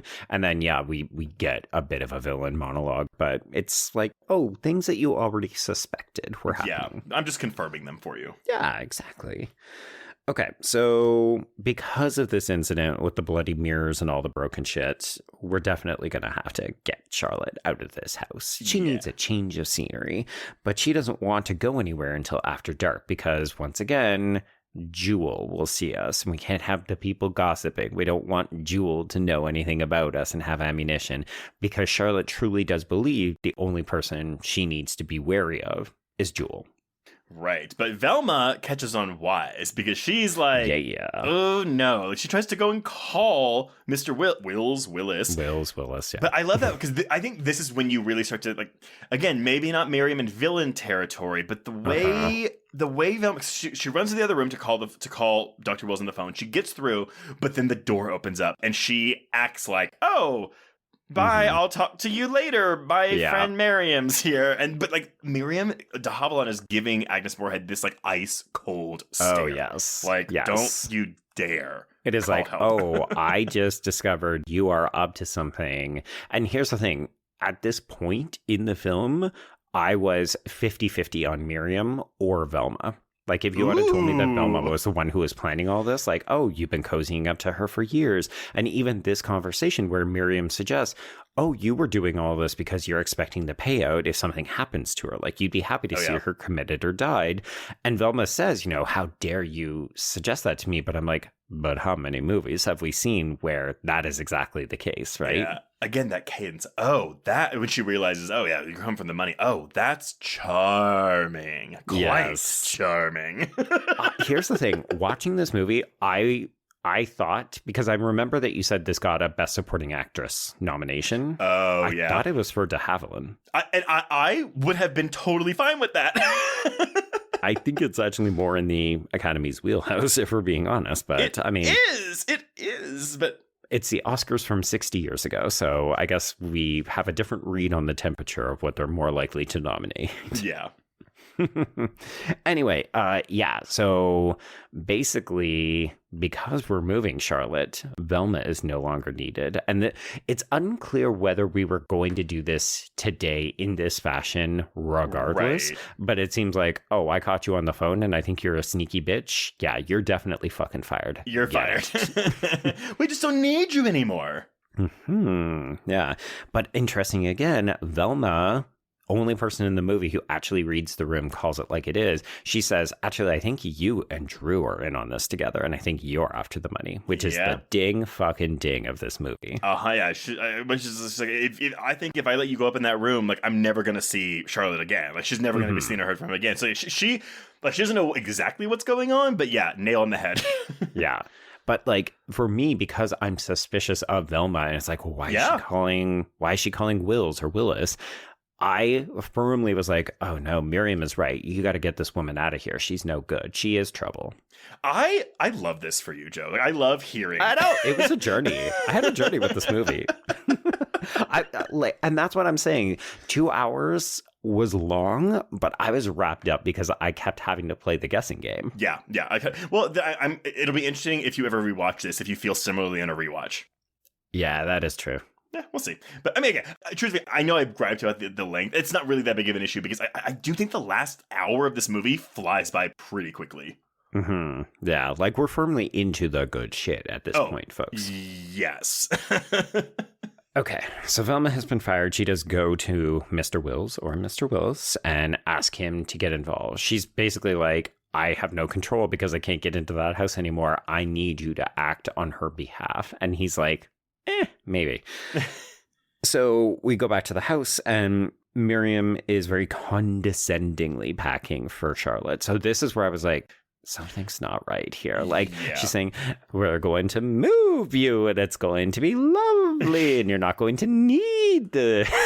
You're like, oh, it's either patronizing, which is maybe true if you were like, I'm sick of this person's shit. Like, we just need to get them out of this house because they have lost their mind. Okay. But also, it's like, oh, do you even like this person? You're acting very mean towards them. And that's the thing is, it's not like a drastic shift from like, oh, ice bitch to like just pure villain. Mm-hmm. But it's also not subtle either. But it does happen gradually over the course of the film. Yeah, I would argue this is moving it up one notch. Like from the conversation with Velma forward into like the full on, oh, you're evil. This is like, oh, you're not just being kind of icy and big city, you're being a little bit mean, a little bit cruel at times. Because that's the thing is, though, I mean, because again, the way this mystery works is you're like, okay, at this point, like, okay, well, she's the villain in that she's working with Drew to get Charlotte out of the house to get her money. And you're like, okay, that's what makes her the villain. If you've gotten that yet. But that's at least the first big reveal that you will get in the film. And okay, cool. She's the villain. There you go. But then in those last 10 minutes, like, they just add on all these other things. Yeah, indeed. Okay, I think also if you weren't on Charlotte's side or feeling particularly empathetic to Charlotte, like, after we get this, okay, well, I'm just going to pack up your shit. And it seems like Miriam really, truly does not care at all about her at this point. But we see Charlotte go downstairs by herself, and she speaks to the portrait of her father and says, don't be mad at me for having to leave the house. Like, I'm sorry. And we haven't mentioned it, but like, her father is a pretty imposing figure, and he has like one portrait with him and her and Miriam as girls. But then there's also this portrait of him, and it's very towering and imposing in the office. So it truly does look like he is staring down at her. Yeah, it's like that Hugh Crane portrait in the remake of The Haunting. Music room. But this is when we get confirmation that Charlotte did not kill John, or at least she doesn't believe she killed John. She thinks her father did, and she has only stayed in this house for 30 years to protect the secret, to not sully his name, even though hers has been sullied for 30 years. Yeah, so she has basically fallen on the sword to protect her father and her father's reputation and the legacy and so on, even though it has come at extreme personal cost to her. And because he's the reason that she didn't get to go run away with John. I mean, well, not the only reason, but like... Yeah, like, we should acknowledge John was fucking married. Like, well, I don't know how that elopement was going to work. I'm just saying. I think they were going to leave town and never come back. Like, I mean, yeah, I'm not going to judge the morals of the thing, but she was very much a young, naive girl. But yeah, I guess, you have to get, well, I guess you couldn't get married. You'd have to get divorced if you wanted to get married. Yeah. Or they could just live in sin. Yes.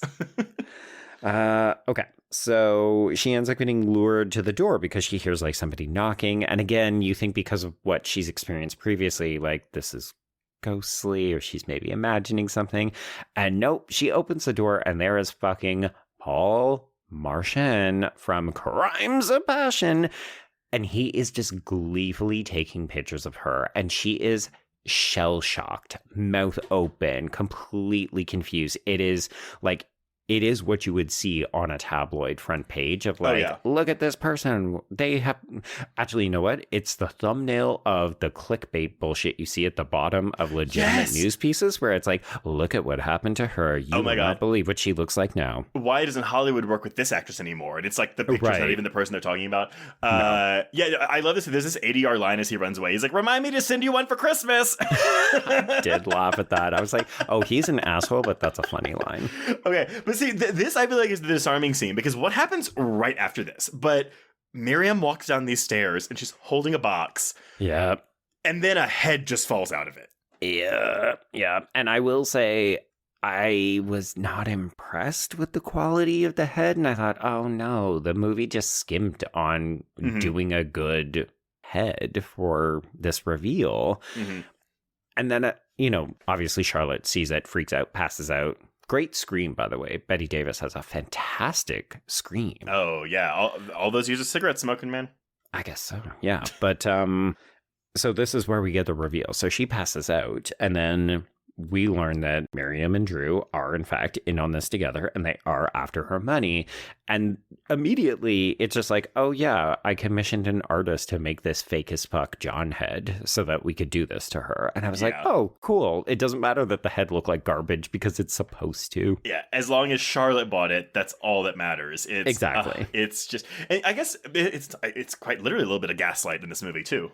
Oh, yes, yes. We are absolutely gaslighting this woman. But this is when, so like Velma is like eavesdropping on all of this. So she hears the whole plan. But this is when we get that fantastic shot of de Havilland just like looking over the banister. And it's just so striking. It's so good. Yes, because Velma has accidentally broken some kind of bust. So it shatters. And, you know, Miriam clearly is like, could it be somebody, or is it just because we're packing up the whole fucking house and everything is in disarray? So she just like sweeps it up. But yeah, anything to do with these stairs, we are maximizing coverage. We are getting fantastic shots. Like, it looks like the staircase goes up about 3 to 5 stories. And it doesn't. It's like, it's one. But yeah, it's like a 2-story house. I mean, we constantly have shots that make it look super steep. And in part, it's because we're foreshadowing about what's going to happen to someone. So as we said, Velma has snuck in and she has not been discovered. So she creeps up to Charlotte's room, discovers that, she's lying unconscious in the bed. But also, hey, what's this about? Oh, it's drugs. We've definitely been drugging her. Yes. And so we get a little bit like it's not a full cat and mouse sequence here, but like a little bit of cat and mouse. Yeah. Yeah, so Velma ends up having to hide in the closet. Miriam is like coming in and out. And then we're trying to get Charlotte's shoes on. We're trying to get her jacket on. I do love this moment where Charlotte is kind of coming out of this stupor and she's hanging off of Velma's shoulder. And she's reacting because she can see that Miriam is very clearly standing in the doorway, but Velma is facing the wrong way. It's just really fun. And you know, like, you're pretty sure at this point, even because we've seen whatever happened to Baby Jane, and this is like that exact scene, right? I was gonna say, like, I have my notes. This feels very like, oh, we're lifting this from Baby Jane. I do love this because the way Miriam figures it out is that she notices that the drug bottle's gone, and the way that they reveal it is they have like this like fade in, fade out, where the bottle like appears and disappears from the table. I thought that was really cool. That was a nifty little effect. Yeah. It's interesting because at this point, obviously we know that Miriam is the villain, but I thought we were going to plant the evidence because Velma took the vial, and I was like, oh no, she's going to get blamed for this. But no, she just, tries to sneak her way by, and she ends up getting a chair to the back of the head, and down the stairs she goes. Yeah, well, because she makes the mistake of telling Miriam, I'm going to tell everyone what you did. It's like, no, wait until you're out of the house. But I actually, it's because whenever, again, this is this great line of bitchery. Whenever Miriam like finally catches her, her line is, "You just can't keep hogs away from the trough, can you?" That line was like, oh, you are not prim and proper. You are down here in the shit with the rest of us plebes, ma'am, because a proper lady does not say that. Everything that de Havilland gets to say from here on out is just wonderful. Yeah. I'm imagining if I'm an actor, I'm looking at the script and saying, okay, well, I guess the first 50 pages, I'm boring. Like, I'm the Lila Crane of this movie. And then all of a sudden you get to become this. Like, This is the reason you sign on to take the film, is because you get to play this heel turn. She gets to play Lila Crane from Psycho and Psycho 2. There we go. Yes. I like that. Good. Okay, so Drew gets called in because now we have a body that we need to get rid of. And I love this idea that they stage it so that it looks like Velma accidentally fell off a ladder at her own house. Yeah. It's just like, man, these two are diabolical. These two are diabolico. But also we should note that Drew is acting a little high and mighty. He's definitely like, oh, I guess I'm more superior in this relationship now. And I was like, I kind of hope that she kills him. Honestly, I was hoping that would happen too. Like, yeah. Yes. It's not a good for her moment, unfortunately, for Miriam. But I think if you remade this movie, you might go that way. Like, Drew is revealed to be the ultimate villain, or Miriam plants it all on him and then she gets away. Yeah, I think you need to keep the femme fatale aspect of Miriam, because she and Charlotte are the most interesting characters in the film. Like, Drew is a patsy. He is, and no offense to Joseph Cotton, but I'm just like, dude, you are in over your head. Like, you kind of suck, but also you're not the mastermind you think you are. Okay, but we still got some gaslighting to do. I have that in my notes. The two proceed to gaslight Charlotte. So these fantastic shots, they're just like in different parts of the house, calling to Charlotte. Oh, throwing their voices, playing at the piano, so it sounds like she's being haunted by her dead lover. You're just like, wow. Like, it's so silly, but like, again, glued to the screen. Like, oh my God, like, look at this. Yeah.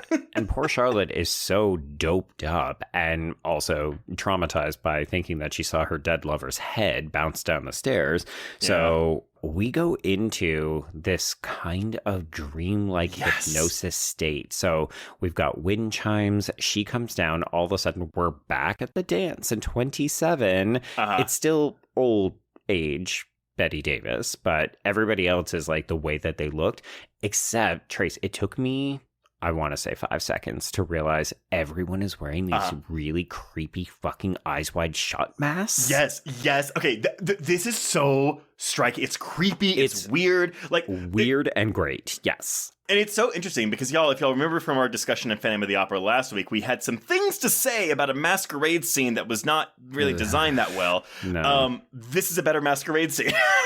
Which is shocking because it's not that much of a masquerade scene. No. But yeah, the masks are great and everyone is frozen. So she's the only one who moves until John enters the room and asks her to dance. And it's sweet and a little bit uncanny, but the minute they start dancing, everything activates and people start dancing with them. But then her father comes in and and the crowd parts like the Red Sea when he comes in. Yeah. So her dad comes in and he yells at John and John ends up running away and Charlotte gets really upset. But then when he comes back, suddenly he doesn't have a head or a hand. So he's very much a corpse. And Charlotte has been holding her bouquet of flowers this whole time, but she points it like a gun and she shoots at him. And I 100% thought that we were going to do she has shot and killed Miriam by accident or something. And it's a little bit more complicated than that. Like, you do have to kind of suspend your disbelief because, we're fully diabolique at this point where she has accidentally shot and killed Dr. Drew.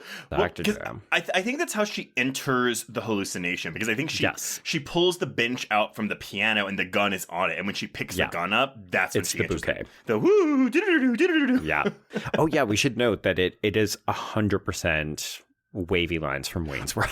100% wavy lines. But this scene is just, and again, to have this headless corpse walk out, it's just, this is awesome. This is such a cool sequence. Yeah, it's really, really cool. And it's not the kind of thing I was anticipating, so it actually hit all the harder.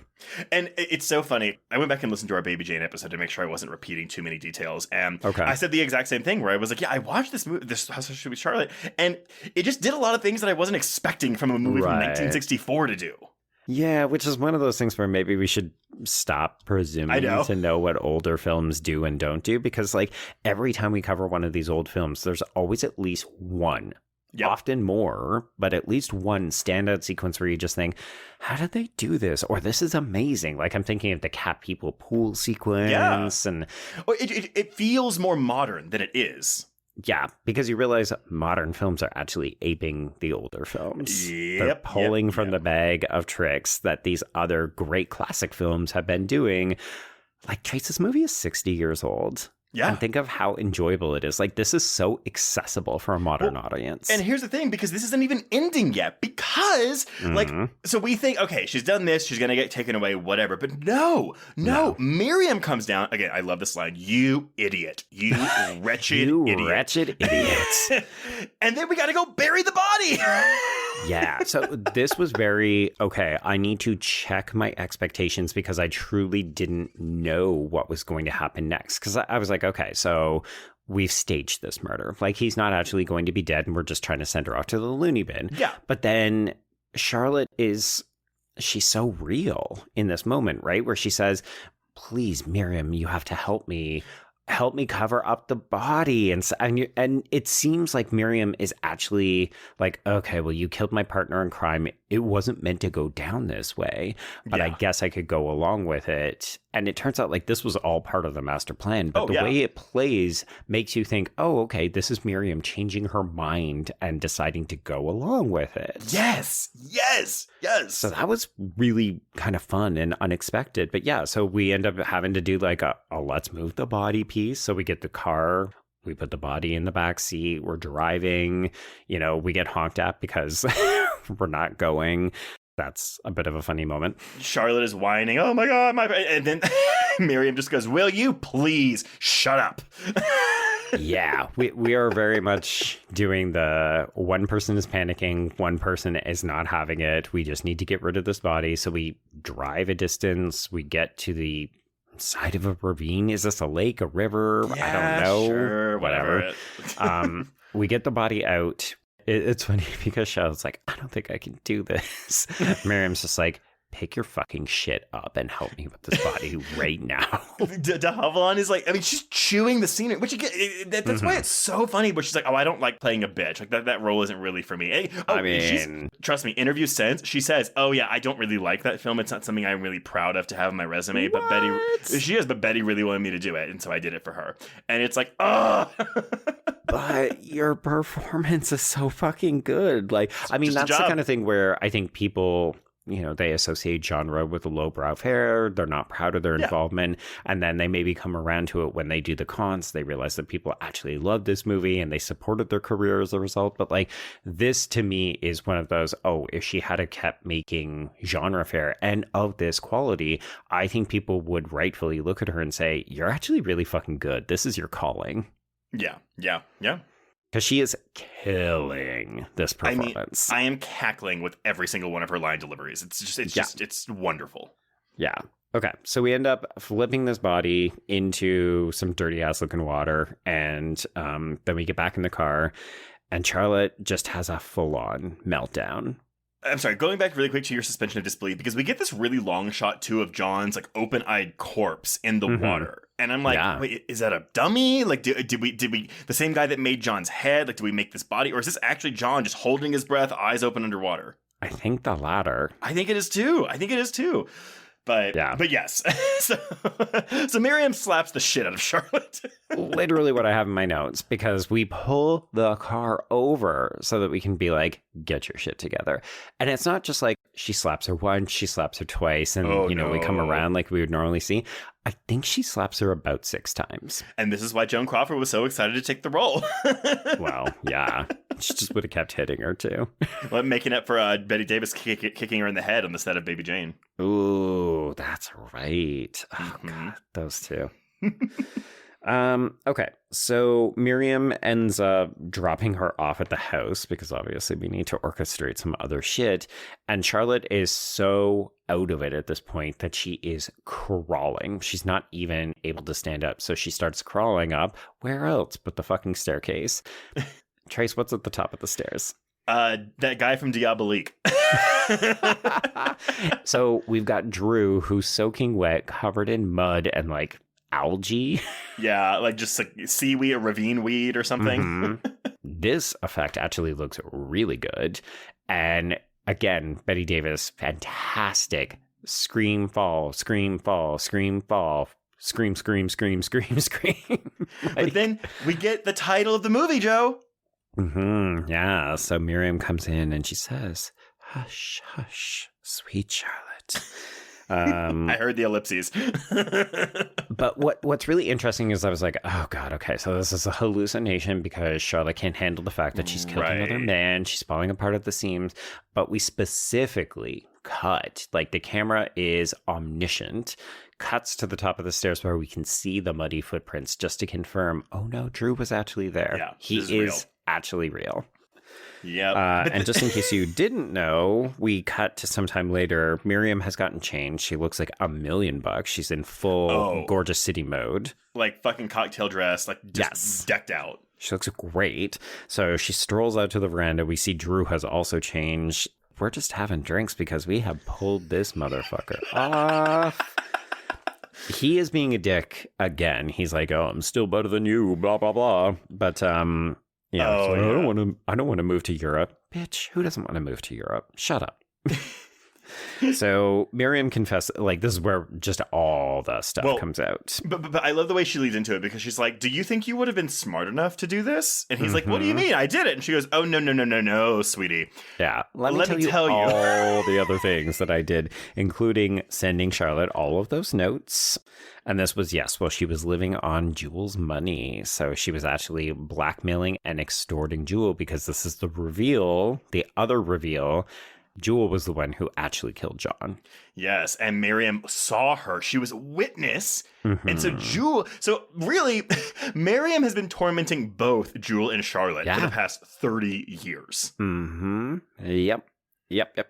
And it is just delectable watching de Havilland just reveal all of this with such confidence. Like, she is like, "I did it. Look at me." Yeah. If anything, the disappointing part of this is the fact that she's still into Drew. Yeah. I kept waiting for the reveal that she was going to kill him and plant everything on him. But no, we actually go in for the kiss.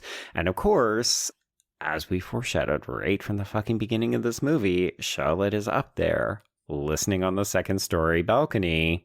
But the problem is, Joe, she walks out after Miriam says, "I saw Jewel kill John." So but by the end of this movie, Charlotte still doesn't know. No, she does, because she gets a letter. Oh, right, she gets the letter. I'm sorry. So by this point, when she decides to kill these two, she doesn't know that, but she at least knows that they were in cahoots to commit her, at least. That's right. That's when she comes out, is when they're like, "Okay, get ready for another performance tomorrow when the state comes so that we can get rid of this old biddy." And lo and behold, they just happen to be standing beneath another giant flower pot. So we push this motherfucker over, and it's actually pretty satisfying to see the broken shards and their body. So like, oh yeah. I do at least like that Miriam does see this happen because she sees Charlotte push it and she screams, but it's really quick. Like, she immediately gets squashed by this thing. Yeah. And I love that it's not even like, "Oh, we're injured" or something. Oh no, we're dead. It's just like, "No, you're dead. This fell on your heads. You're dead." It's incredibly satisfying. So we cut to the next day, and a giant crowd has gathered outside of the house. And this is clearly all of the fucking town gossips, including these two bitches, Martha and Dora.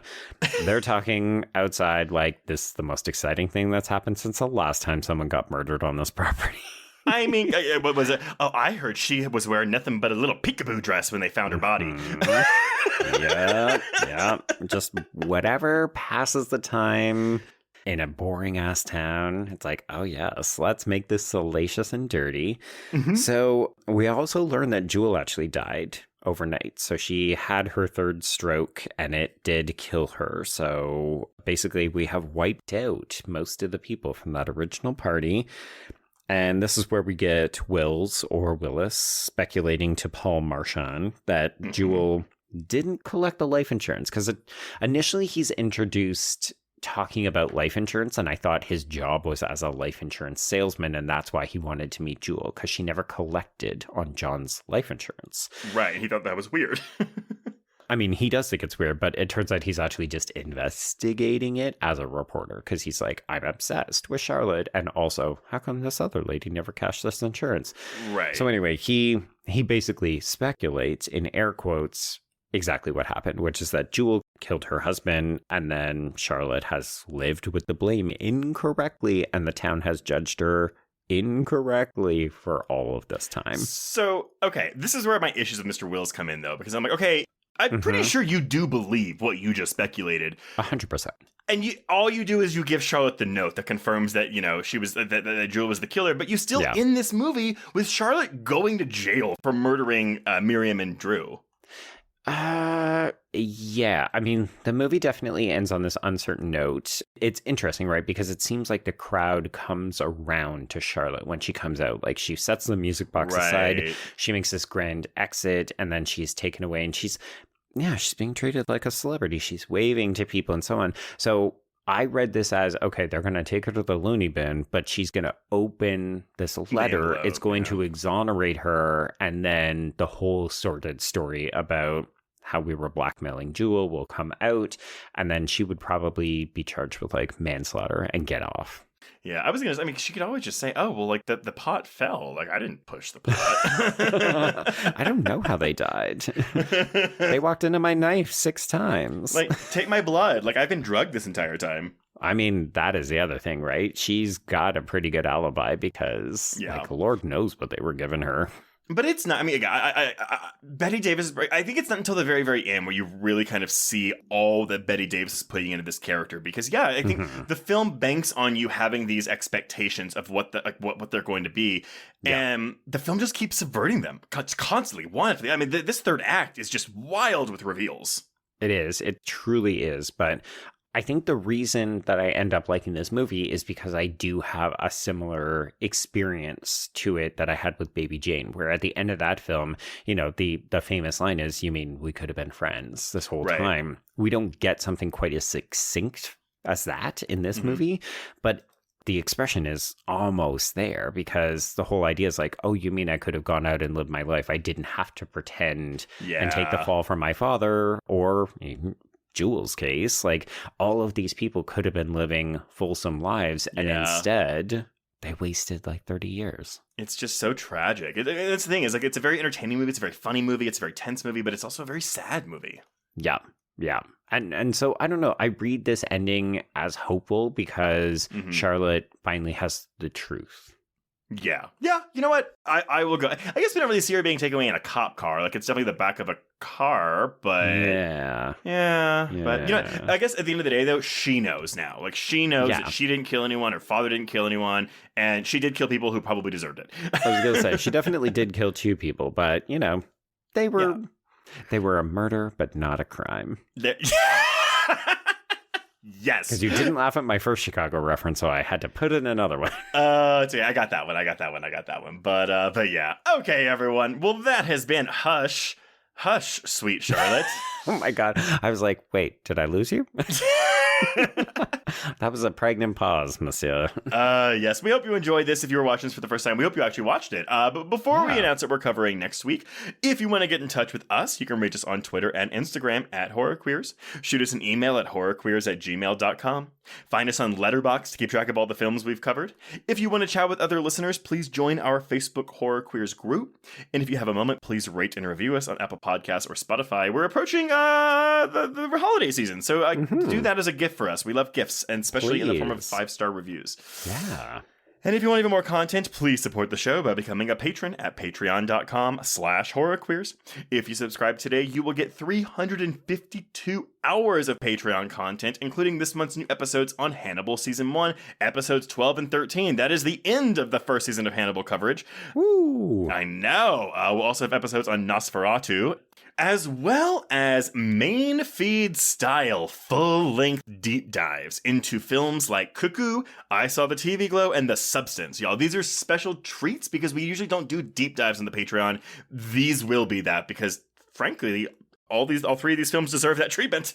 Yeah, they're films that we've been waiting to cover for a long time, so we want to make them worth your while. And we think they will be. Yeah. Oh, and also, we will have an audio commentary on Scream 6, but it will be traceless. This will be with some special guests. Indeed, yeah. Yeah. But, Joe. A week from today is exactly Christmas. So what are we covering on Christmas Day? Yeah, typically we would take the week off because nobody listens to podcasts on Christmas, but we decided we would give you a holiday treat. So it's actually also playing catch-up, Trace, because we had always intended to cover Terrifier 3, but the timing didn't work out. So we thought, what better day to cover it than Christmas Day? Yep, got some Art the Clown shenanigans ready for y'all. And I mean, shit. I mean, I think everyone knows what that means. So yes. Until next week, everyone, we can cross out hush, hush, sweet Charlotte. Yes, and cross out horror queers.